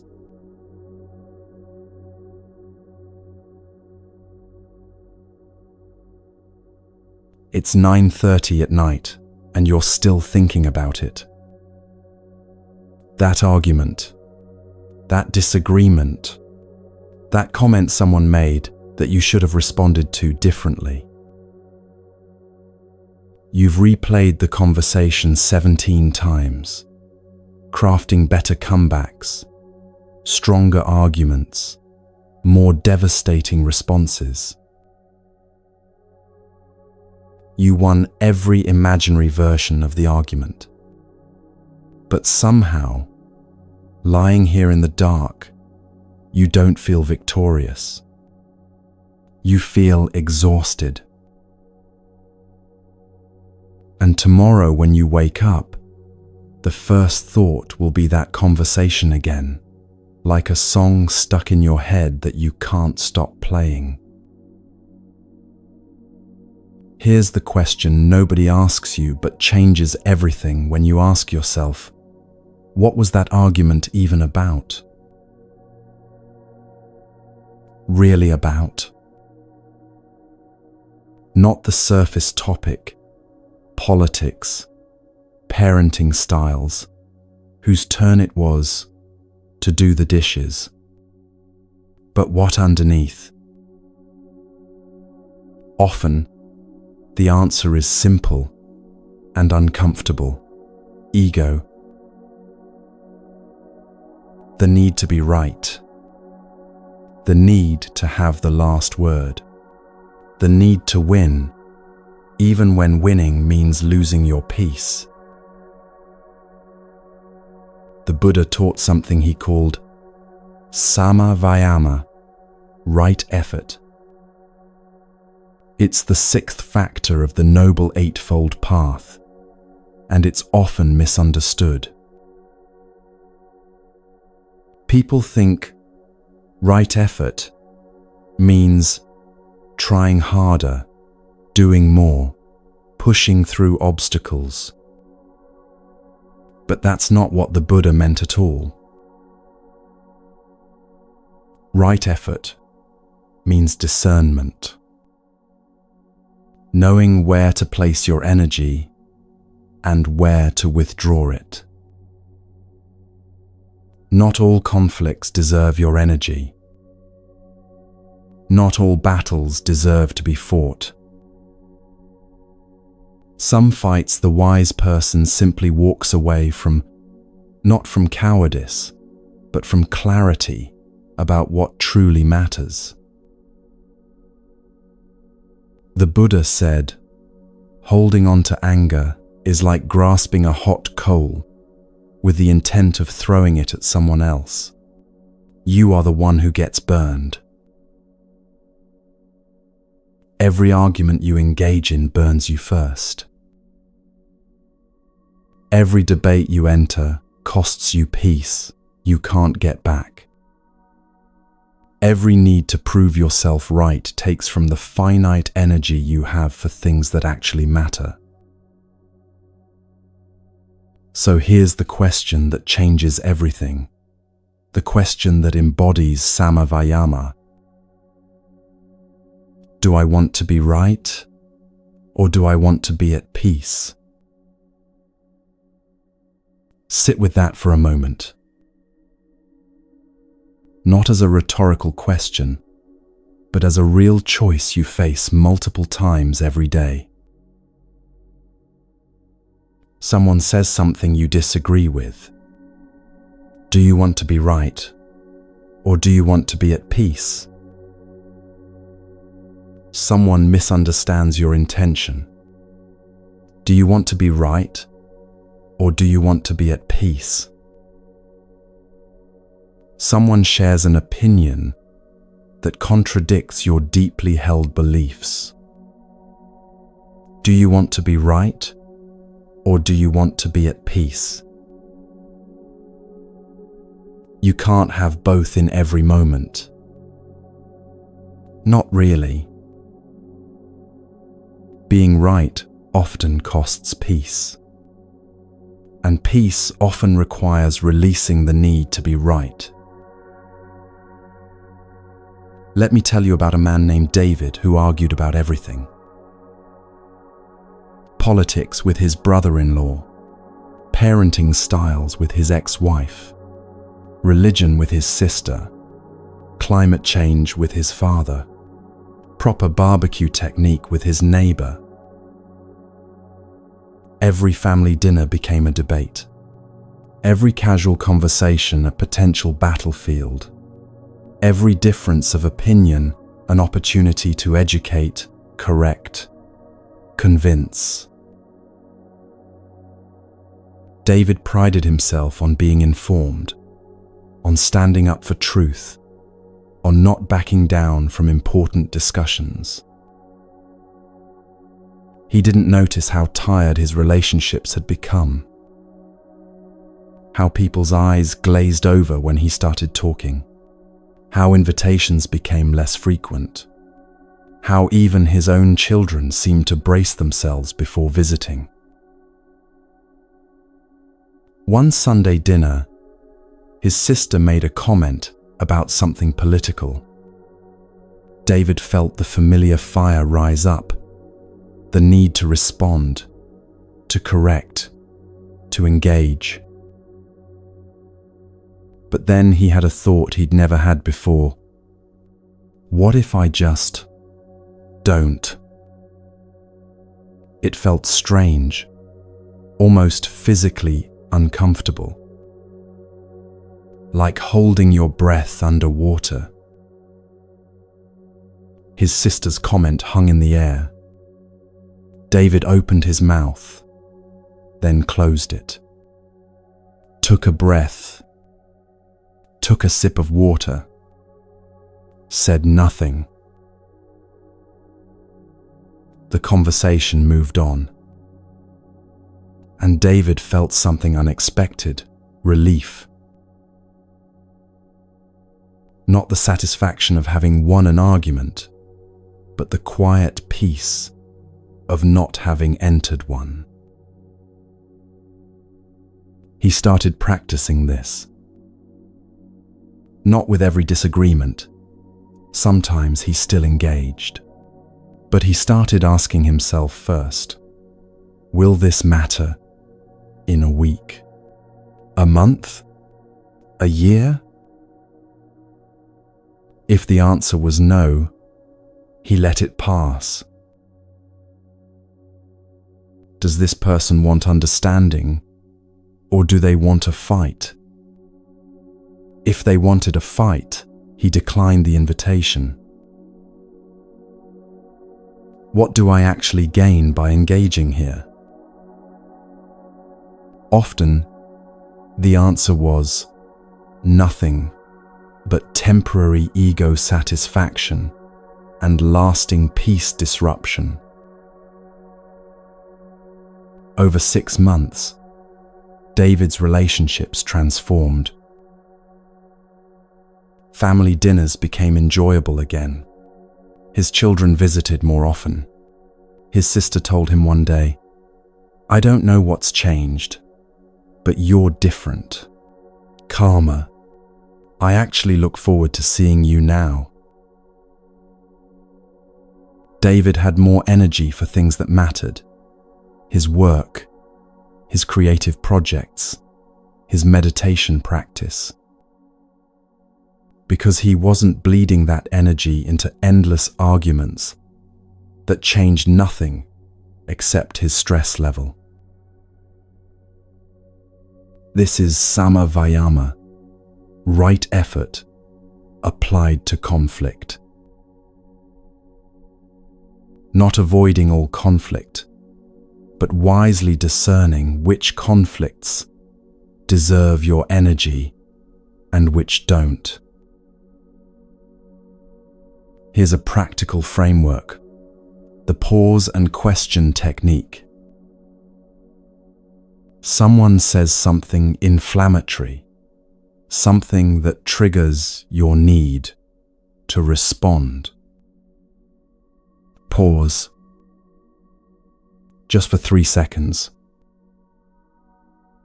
Then ask yourself 3 questions. Will this matter in a week? If you won't remember this conversation next Tuesday, why give it your peace today?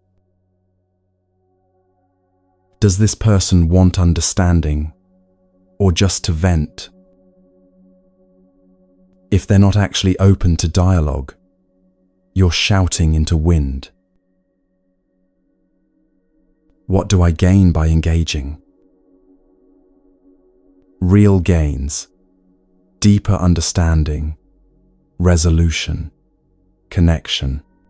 False gains, being right, having the last word, satisfying ego. If you can't identify a real gain, let it go. What you gain when you stop fighting unnecessary battles. Energy for what truly matters. Your practice, your creativity, your genuine relationships. Mental clarity. Your mind isn't constantly replaying arguments and planning rebuttals. Relationships that can breathe. People relax around you when they know you're not going to turn every disagreement into combat. Respect from unexpected places. People admire those who don't need to win every argument.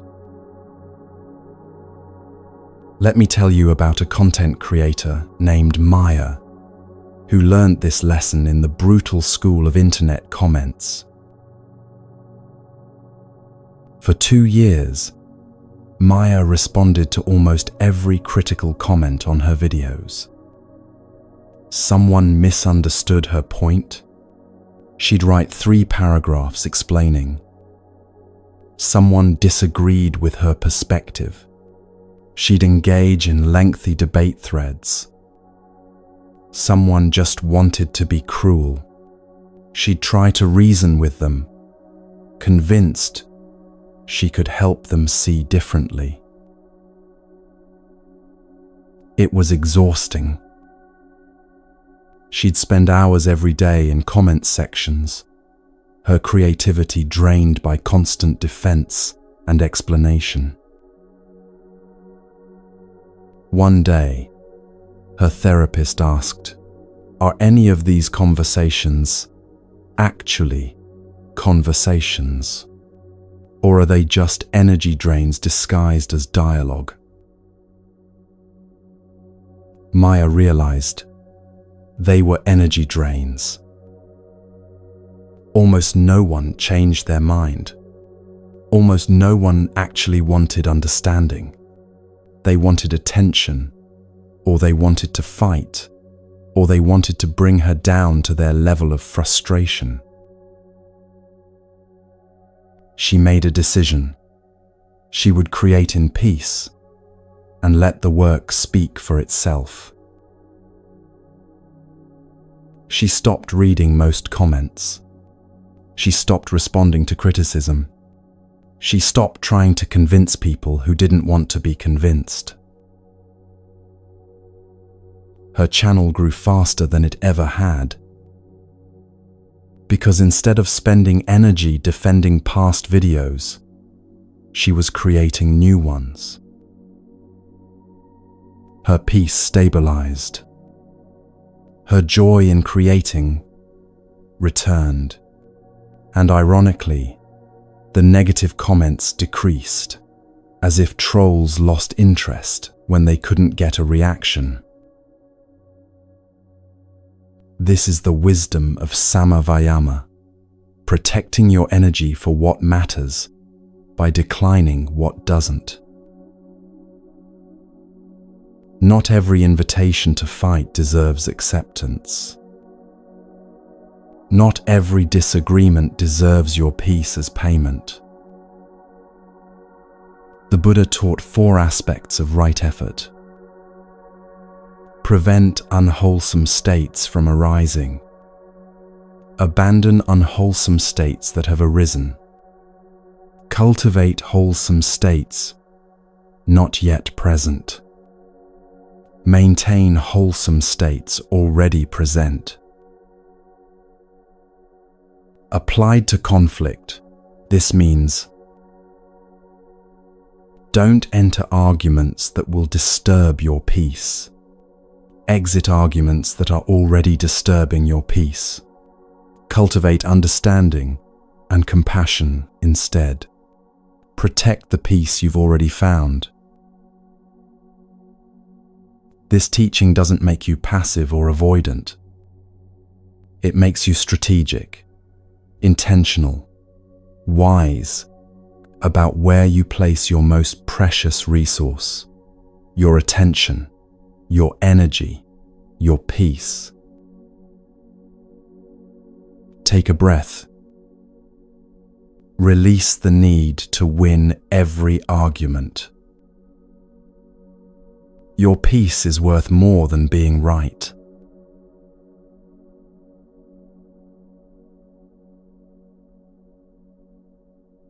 The relationship keeps taking more than it gives. You know this. You've known it for months, maybe years. But you keep trying, keep hoping, keep showing up, keep giving one more chance, keep thinking, maybe this time it will be different. Each interaction leaves you depleted. Each conversation drains something you can't quite name. Each encounter costs more than it nourishes. But the guilt is crushing. But I should be more patient, more understanding, more giving. They need me. Who else will help them, understand them, stay with them? What will they think? That I'm cold, selfish, uncaring. So you stay, and you suffer, and you wonder when compassion became self-destruction. There's an ancient teaching that offers a way through this painful bind. The Buddha spoke of upekkha, often translated as equanimity, but meaning something far richer than emotional flatness. Upekkha means spacious, clear-seeing, compassion. It means caring deeply without clinging. It means loving without losing yourself. And sometimes, upekkha looks like distance. Not rejection, not punishment, not abandonment, but space, loving, intentional, healing space. The Buddha often used the lotus flower to teach profound truths. He'd say, just as a lotus flower is born in water, grows in water, and rises out of water to stand above it unsoiled, so I, born in the world, having overcome the world, am unsoiled by the world. Think about that lotus for a moment. It doesn't reject the muddy water. That's its origin. It doesn't hate the darkness below the surface, but it doesn't stay submerged either. It rises. It finds air and light. It blooms above the surface. Still connected to its roots in the mud, but no longer drowning in it. This is what healing distance looks like. You can care about someone without staying in proximity that harms you. You can love someone while protecting yourself from their dysfunction. The Buddha said, "Let go of what has passed. Let go of what may come. Do not cling to what is happening now. Experience peace." Sometimes, what you need to let go of is the belief that your presence in someone's chaos is helping them. Distance isn't always punishment. Sometimes it's the kindest thing you can offer. For them, your distance might stop enabling patterns that keep them stuck. Your absence might create space for them to find their own strength. Your boundary might be the wake-up call their system needs. For you, distance preserves your capacity to love without it curdling into resentment. Space protects your peace, so you don't become another person who needs rescuing. Let me tell you about a mother and daughter caught in a cycle so toxic they could barely breathe.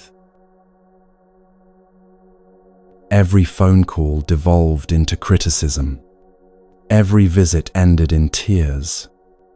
Every attempt at connection reopened old wounds that never seemed to heal. The daughter, now in her 30s, would call her mother seeking support and leave feeling small, inadequate, judged. The mother, carrying her own unhealed wounds, couldn't seem to speak to her daughter without criticism pouring out like water from a broken faucet. Both loved each other desperately. Both kept trying to make it work.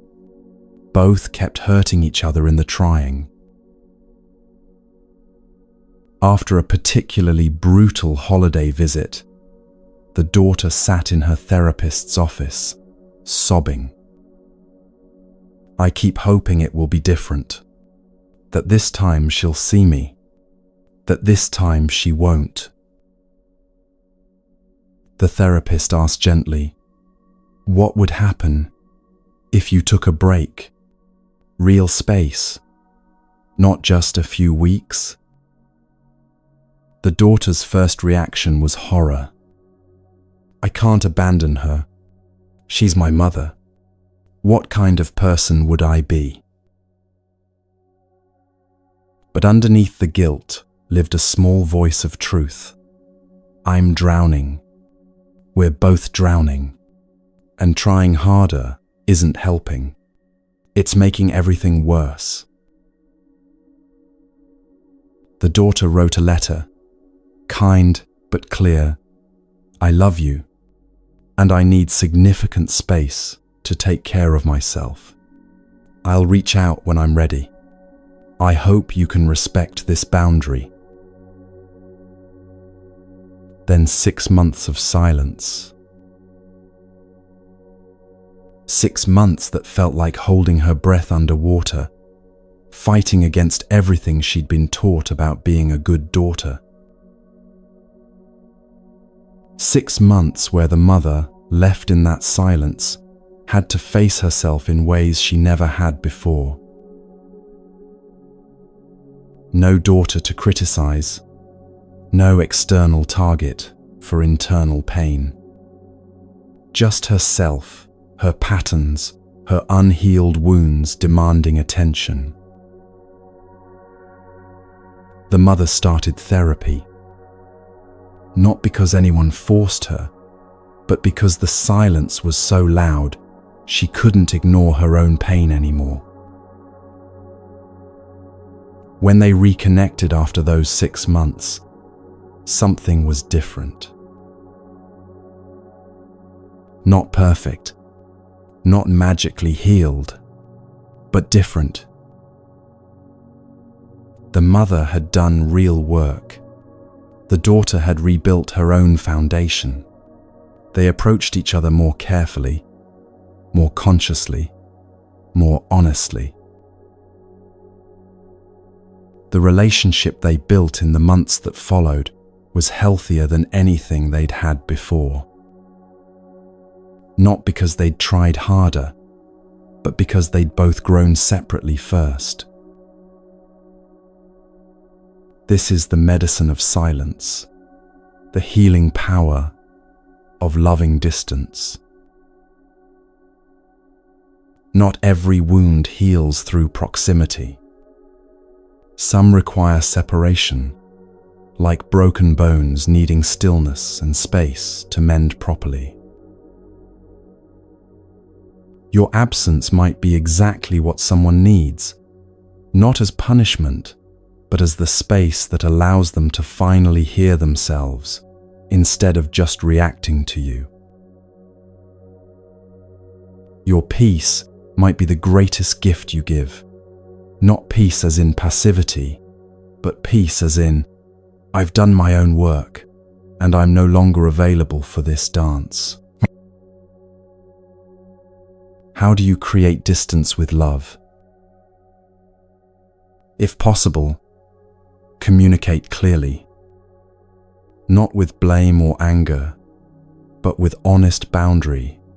I need space to take care of myself. This isn't about punishing you. This is about preserving me. Then honor that boundary consistently. This doesn't mean you don't care. It means you care enough about both of you to stop participating in mutual harm. The paradox nobody tells you about distance. It doesn't always mean you don't care. Sometimes caring means stepping back. Sometimes love looks like letting go. Sometimes the most compassionate thing you can do is say, I'm not available for this anymore. The relationship might heal through that space. Both people might grow separately and reconnect differently. Or you might not reunite, and that's okay too. Either way, you're no longer drowning, trying to save someone who needs to learn to swim on their own. The Buddha taught upekkha as one of the 4 divine abodes, alongside loving kindness, compassion, and sympathetic joy. Upekkha is what allows the other 3 to remain sustainable. Without equanimity, without the ability to love while maintaining clear boundaries, compassion becomes codependence, and kindness becomes self-destruction. You can wish someone well from a distance. You can hold space for their struggle without standing in the middle of it. You can hope for their healing without making yourself responsible for it. This is upekkha. This is wisdom. This is love that knows its own limits. Practice this teaching not as coldness, but as clarity. Some relationships thrive on proximity. Others heal through space. Knowing the difference is wisdom. And when you choose space, when you choose to protect your peace through loving distance, you're not abandoning anyone. You're finally honoring the truth that you cannot walk another person's path for them. And you cannot sacrifice your own journey trying to carry them through theirs. Sometimes the lotus must rise above the water to bloom. Sometimes you must step back to remember who you are without the weight of who they need you to be. This is not failure. This is upekkha. This is the wisdom that protects both peace and love.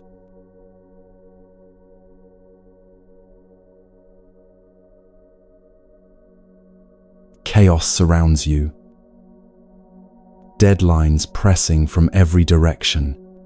Demands shouting for attention. Noise, endless, relentless noise from phones, emails, people, traffic, the constant hum of a world that never stops.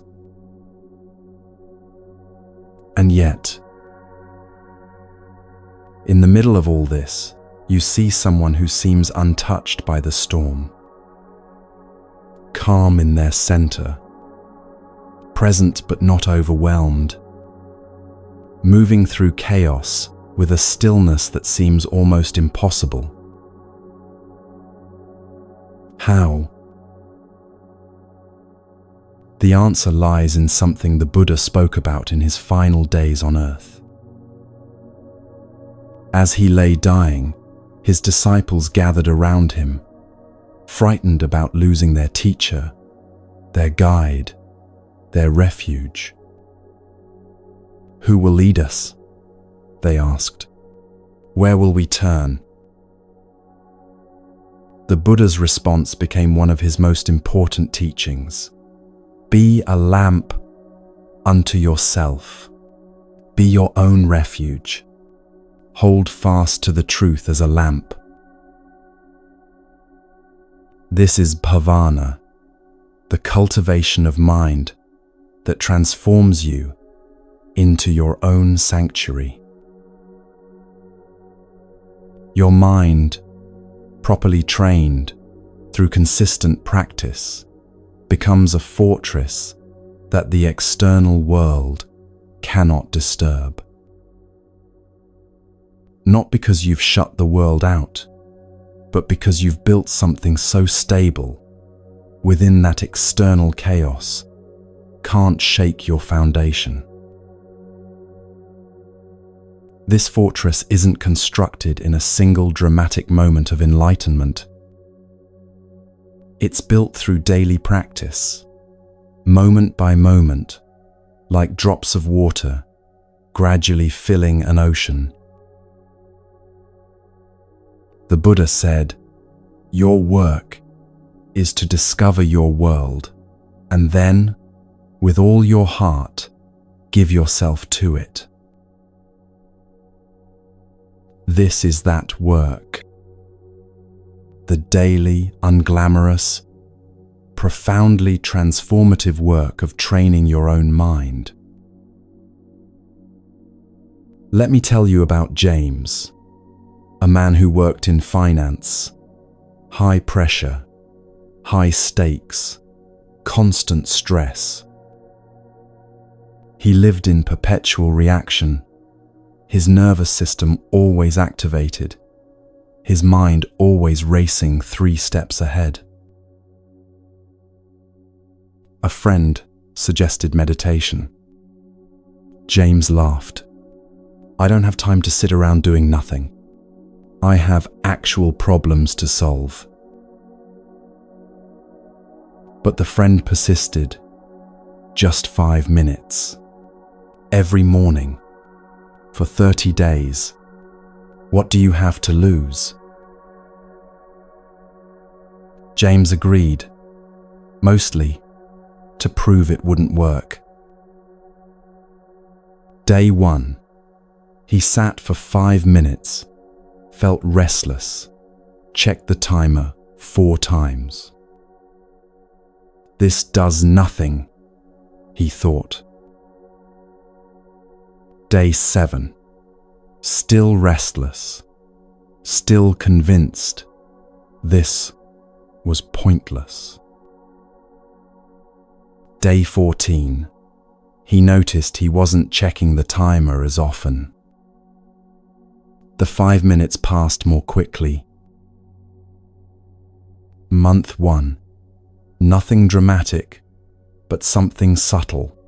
He snapped at his assistant, then immediately noticed the snap. There was a tiny space of awareness that hadn't been there before. Month 3. James realized he wasn't as reactive in meetings.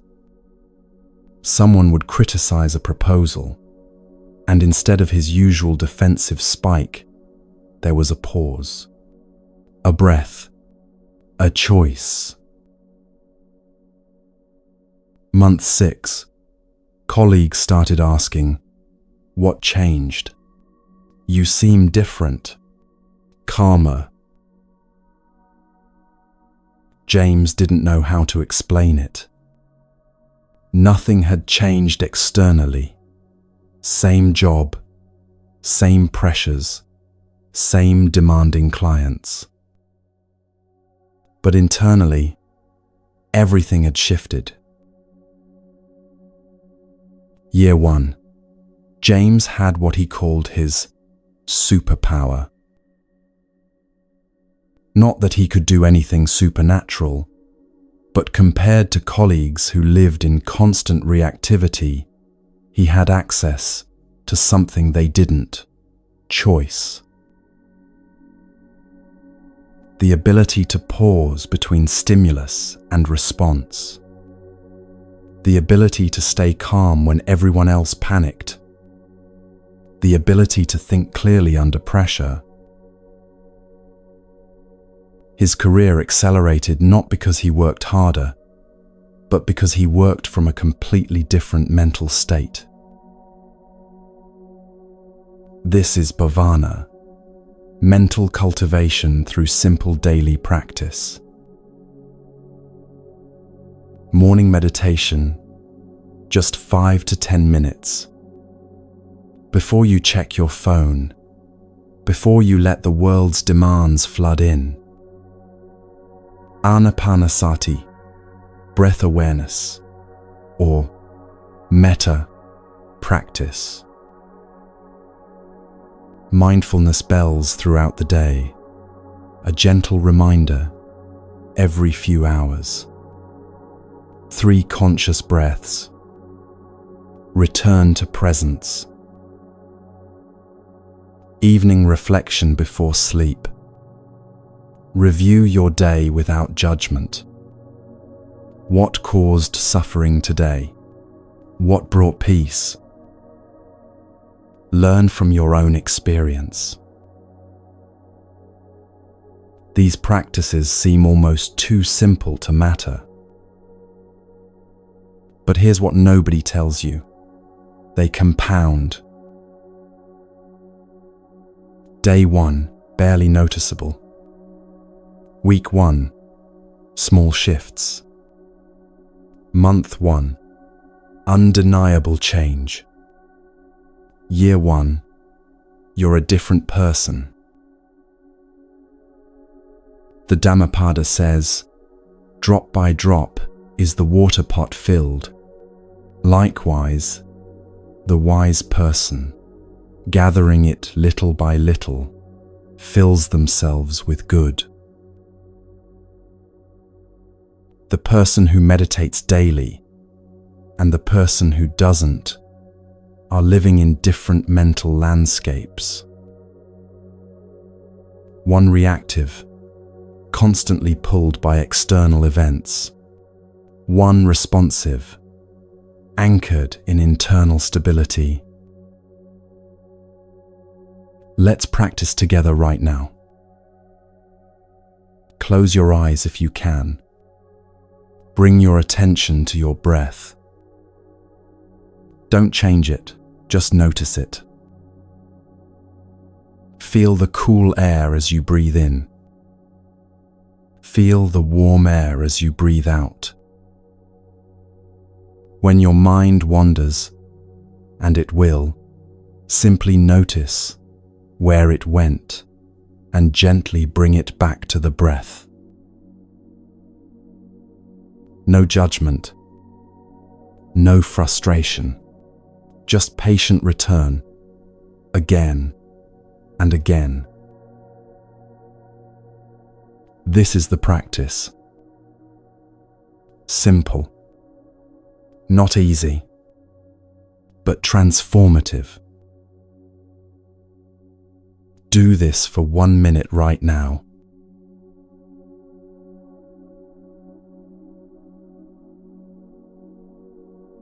Welcome back.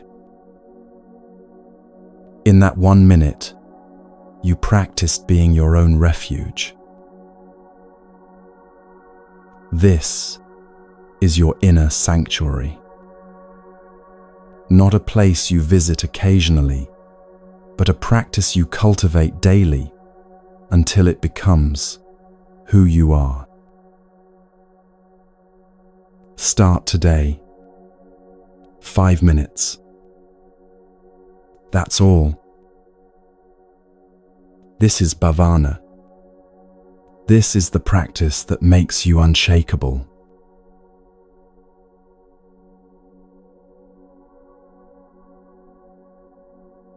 She watches her brother make the same destructive choice for the 5th time. Quitting another job without a plan, moving in with another toxic partner, spending money he doesn't have on things that won't last. Every fiber of her being wants to intervene, to lecture, to fix, to save him from himself. But she's learned something that's changing everything. The Buddha taught 4 sublime states, 4 ways of relating to all beings that free you from suffering while keeping your heart open. We've explored metta, the cultivation of loving kindness. We've touched on upekkha, equanimity that loves without clinging. Now we come to mudita, a teaching so misunderstood that most people have never heard its true application. Mudita is usually translated as sympathetic joy, the ability to feel genuine happiness at others' success and good fortune. But the deeper teaching is this: mudita is finding peace with others' journeys, even when those journeys look nothing like the path you'd choose for them. Even when they're walking straight toward pain you can see coming. This isn't about celebrating their self-destruction. It's about releasing your stranglehold on how their life should unfold. There's a profound difference between giving up on someone and releasing them to their own path. Giving up says, I don't care anymore. You're on your own. I'm done.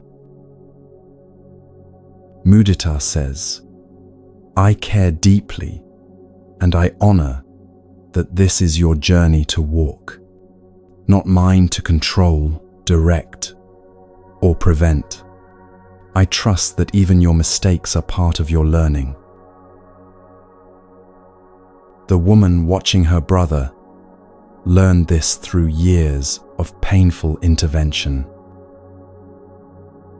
She'd rescued him from consequences countless times, paid his rent when he couldn't, let him move in when relationships failed, given advice that went unheeded, stayed up nights worrying about choices she couldn't change. Her therapist asked her one day, what if his path requires these struggles? What if preventing his consequences is actually preventing his growth? She wanted to argue. She wanted to say that love means protection, that family means never letting each other fall. But somewhere deep inside, she knew the truth. Her brother would keep making these choices until the lessons landed.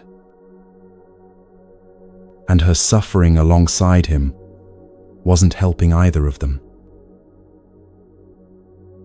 She started practicing mudita, not as celebration of his choices, but as releasing her grip on controlling his path. When he called with news of quitting his job, instead of panic and lectures, she took a breath and said, I hear you're making a big change. I trust you're doing what feels right for you. Inside, she was terrified, but she didn't make her terror his burden to carry. When he moved in with someone she could see was all wrong for him, Instead of warnings and predictions, she said, "I hope you find what you're looking for." And then, this was the hard part. She let go of the outcome.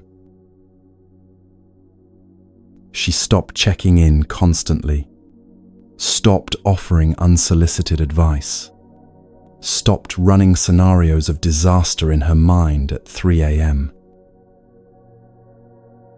She practiced mudita.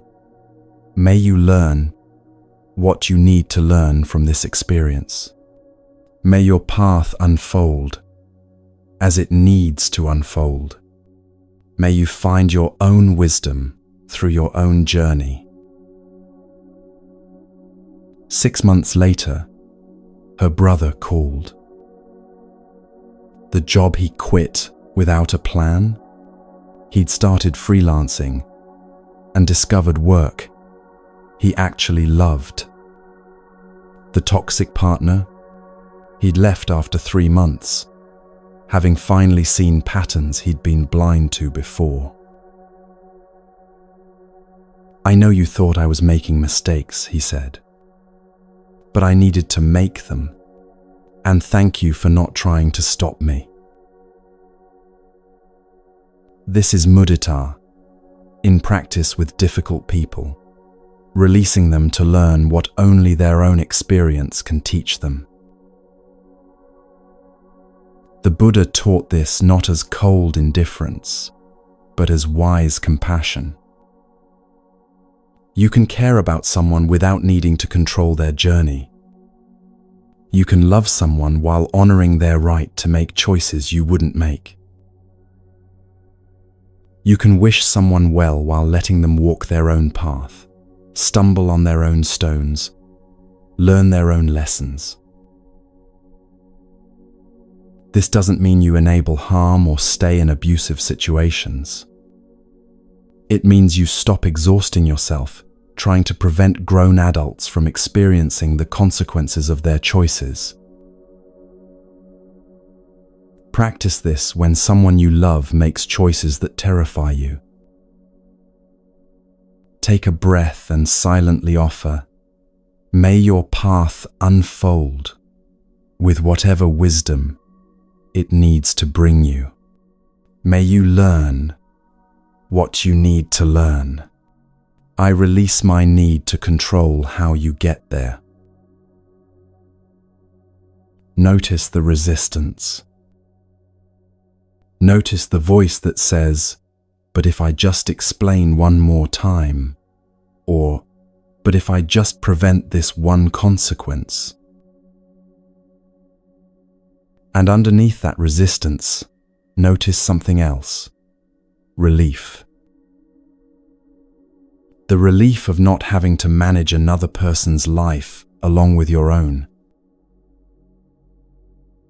There was a mother whose adult son struggled with addiction.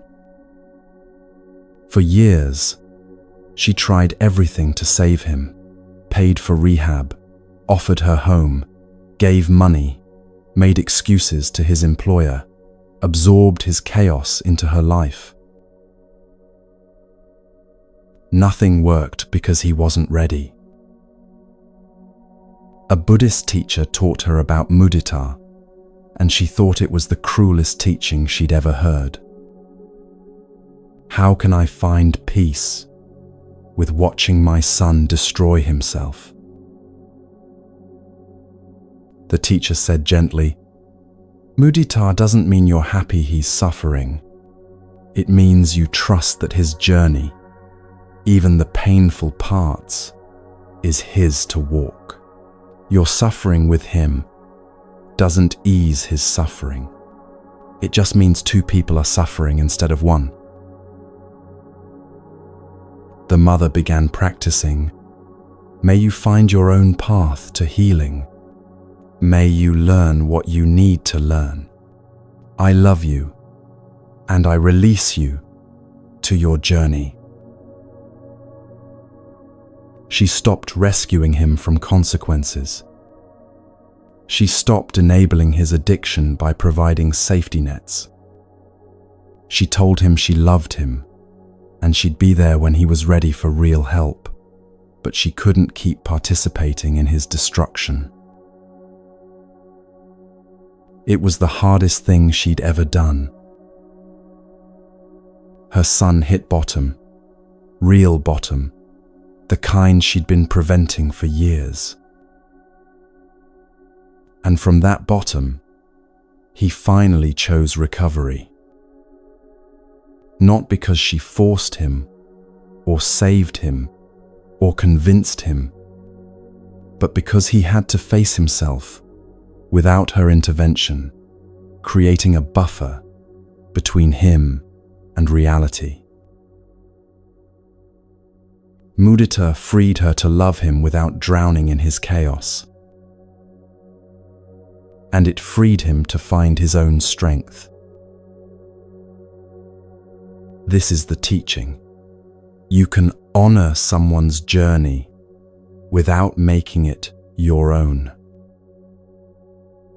You can wish them well without needing them to choose differently, so you can feel okay. Mudita says, "Your path is yours. My peace doesn't depend on you walking it the way I think you should."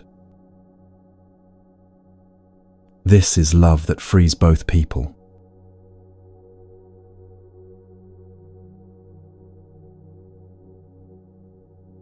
The text message lands like a grenade. Your body knows before your mind catches up. Chest tightens. Breath becomes shallow. Thoughts start spinning into defensive spirals. This is the moment when most people lose themselves. But the Buddha offered something powerful for exactly this moment. A teaching he called Satipatthana, the 4 foundations of mindfulness. Not as abstract philosophy, but as anchors you can grab when someone's trying to pull you into their storm. These 4 foundations are your refuge when toxic people destabilize you. The first foundation is mindfulness of body, kayanu pasana. When someone attacks you verbally, criticizes you harshly, tries to manipulate you emotionally, your body responds first.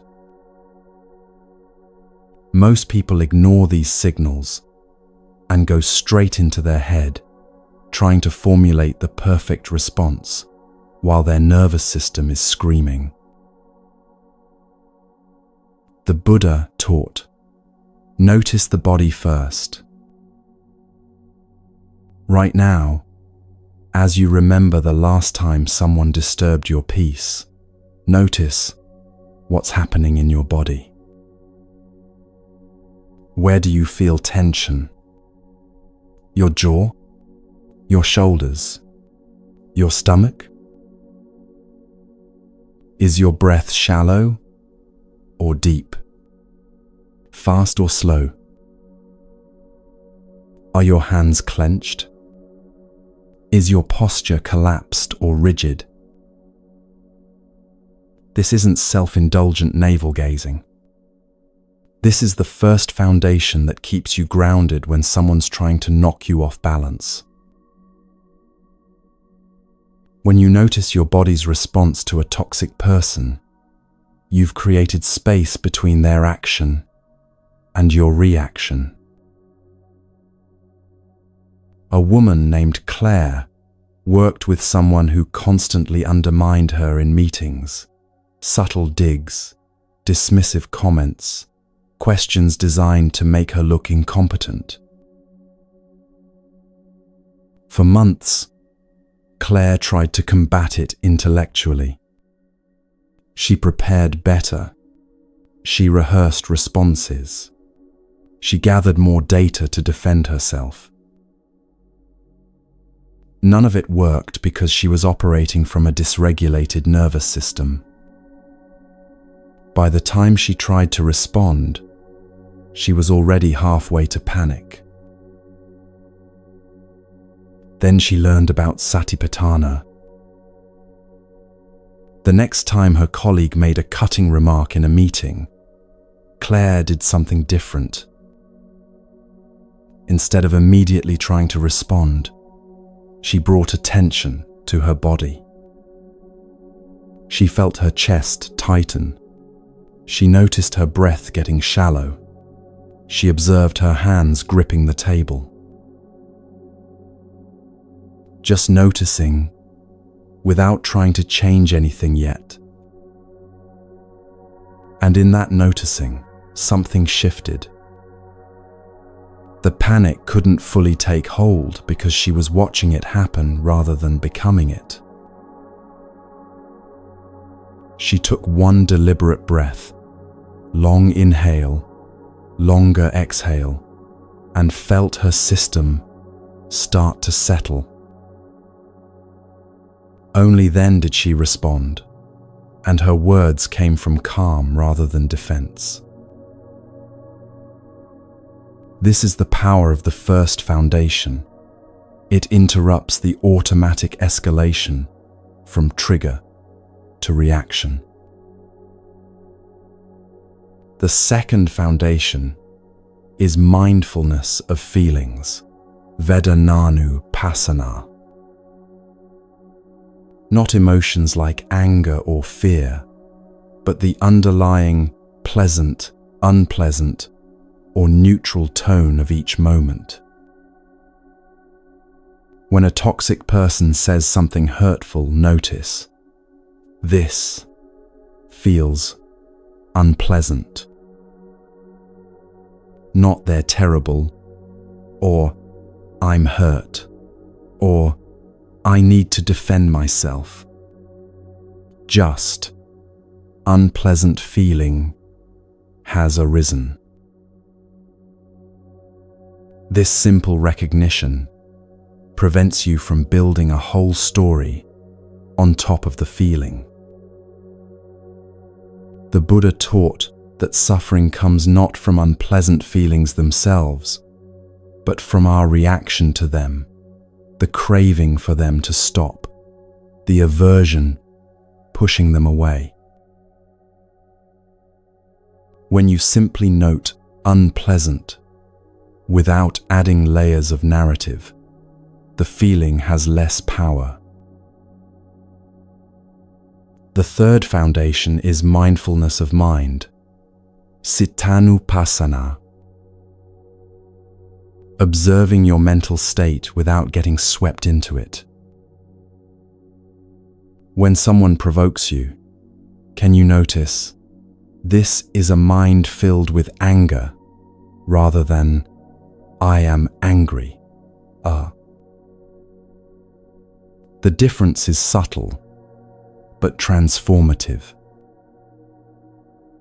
One identifies with the anger, you become it. The other observes the anger as a passing state, you witness it. A man named Robert had a family member who could trigger him into rage within minutes.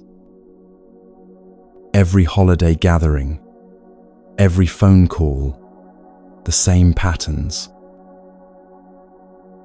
Robert started practicing the third foundation. When his relative said something inflammatory, instead of immediately defending or attacking, Robert silently noted, anger is present in the mind.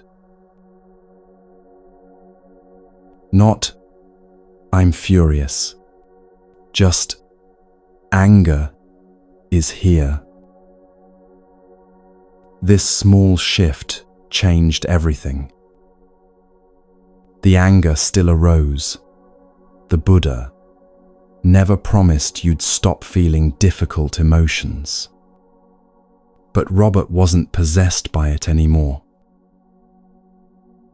He could feel anger present while remaining stable enough to choose his response. The fourth foundation is mindfulness of mental objects, dhammanupassana. Observing thoughts, beliefs, and patterns without getting tangled in them. When a toxic person activates your old wounds, can you see the thought, "I'm not good enough," arise without believing its truth? Can you notice, "This is the pattern where I try to prove my worth without acting it out"? These four foundations work together as a complete system of staying anchored when others try to destabilize you. Body. Notice the physical response. Feelings. Recognize pleasant, unpleasant, neutral. Mind. Observe your mental state. Mental objects. See thoughts and patterns without becoming them. This isn't about becoming a detached robot. It's about staying conscious when everything in you wants to react unconsciously. Practice this the next time someone disturbs your peace. Notice your body first. Where's the tension? Notice the feeling tone. Pleasant, unpleasant, neutral. Notice your mind state. Calm, agitated, confused. Notice the thoughts. What stories are forming? Just notice, without trying to change or fix. The noticing itself creates the space you need. The Buddha taught satipatthana as the direct path to liberation. And part of that liberation is freedom from being controlled by others' toxicity. When you're anchored in these four foundations, people can't pull you into their chaos. Not because you're blocking them, but because you're rooted in awareness they can't shake. This is your unshakable ground.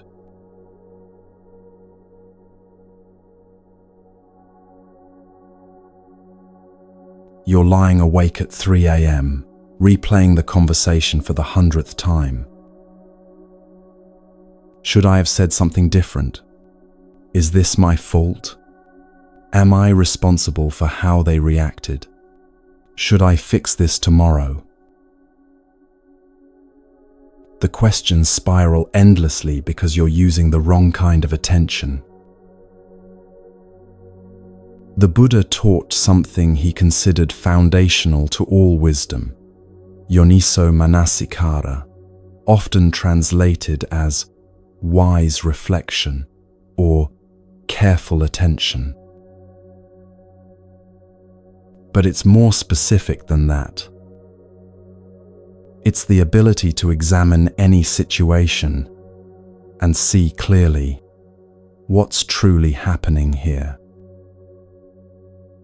Not what your fear says is happening, not what your guilt insists is happening, but what is actually, objectively, genuinely happening. This final teaching is about discernment, the capacity to separate what's yours to carry from what belongs to others. Most people struggling with toxic relationships lack this discernment. They take responsibility for others' feelings, choices, and paths, while neglecting responsibility for their own peace, boundaries, and well-being. Yoniso manasikara teaches you to ask different questions. Not, how do I make them happy, but, is their happiness my responsibility? Not, how do I fix this, but, is this mine to fix? Not, what did I do wrong, but, what actually happened here? Let me show you what this looks like in practice. A woman named Elena had a mother who called daily with crises that Elena was expected to solve. Financial problems, relationship drama, health concerns that turned out to be minor, but were presented as emergencies. Elena spent hours every week managing her mother's life, feeling guilty when she didn't, resentful when she did. A therapist introduced her to Yoniso Manasikara, the practice of examining situations with wise reflection. After the next crisis call, instead of immediately problem solving, Elena sat down and asked herself different questions. What is actually happening here? Not what her mother claimed was happening, but reality. Her mother had overspent again and wanted Elena to loan her money. What is my actual responsibility in this situation? Elena sat with this one for a long time. She'd been trained since childhood to believe her mother's problems were hers to solve. But applying wise reflection, her mother was a capable adult who'd created this pattern through repeated choices. What happens if I don't intervene?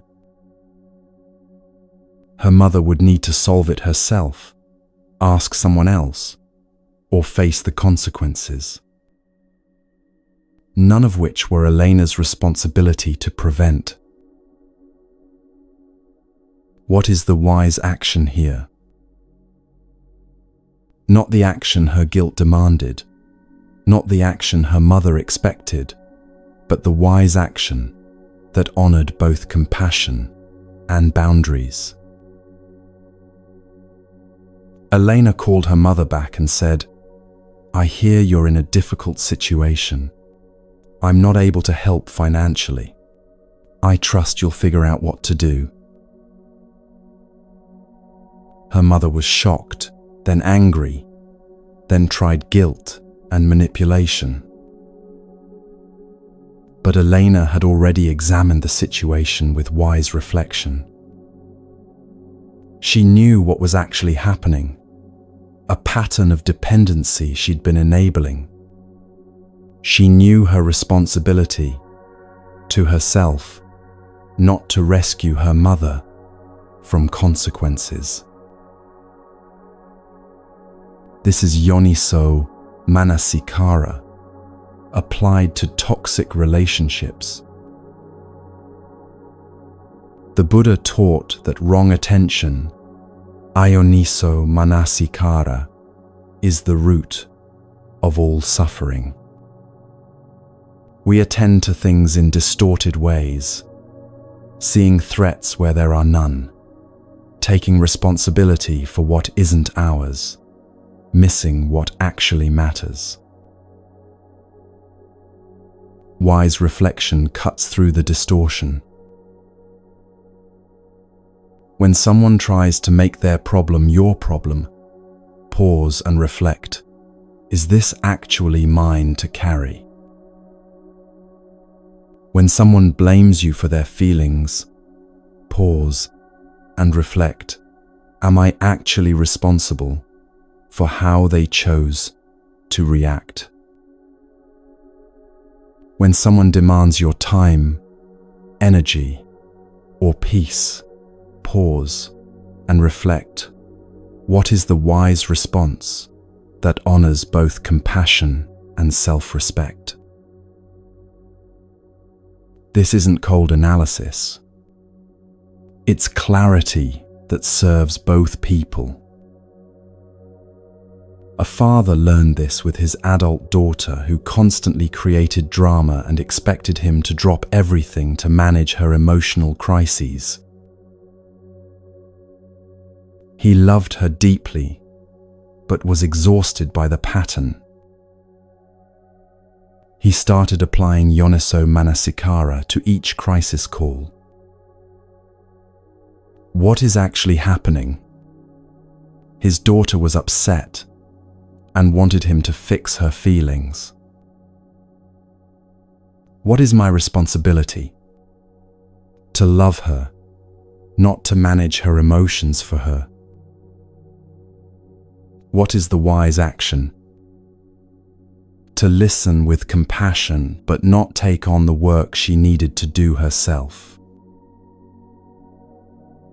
He began saying, "I hear you're really struggling. What do you think would help?" At first, she'd escalate. "You don't care. You're supposed to help me." But he'd already reflected wisely. He knew helping meant supporting her growth, not preventing her from developing her own emotional regulation.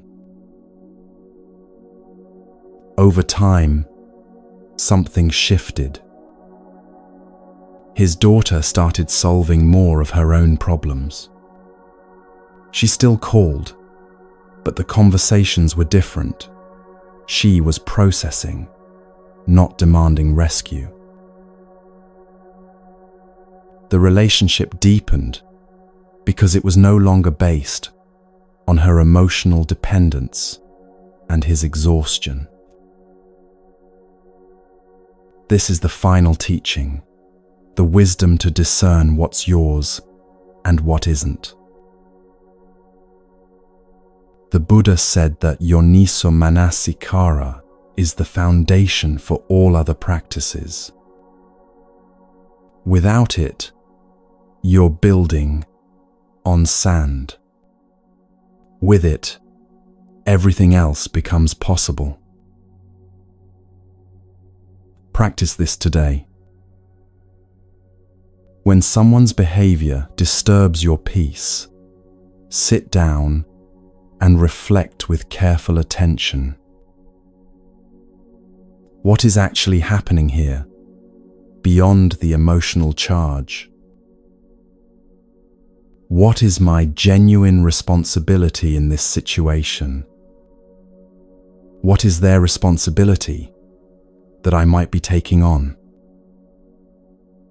What is the wise action that honors both compassion for them and respect for myself? These questions won't give you easy answers, but they'll give you clear ones. And clarity, seeing things as they truly are, is the beginning of all freedom. This is Yoniso Manasikara. This is wise reflection. This is how you finally stop carrying what was never yours to hold.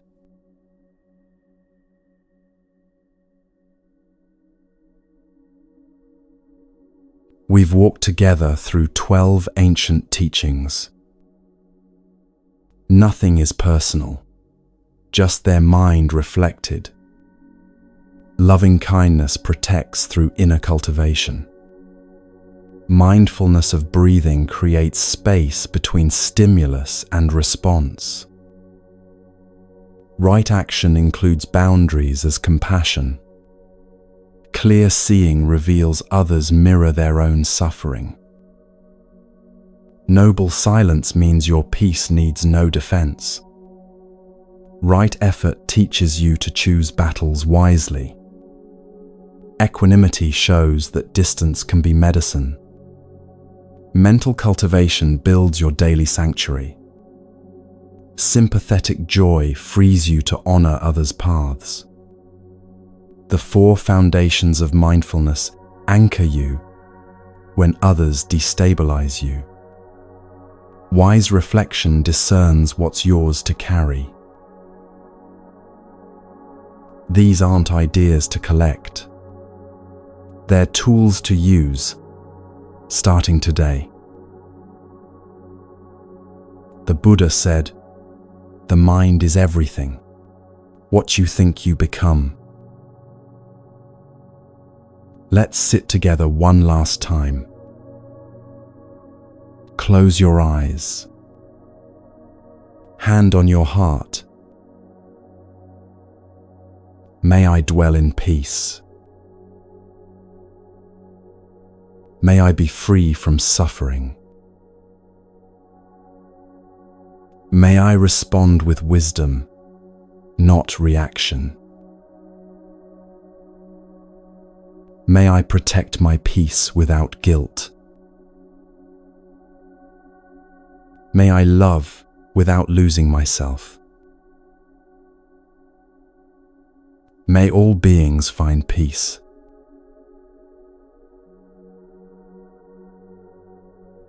You're not alone.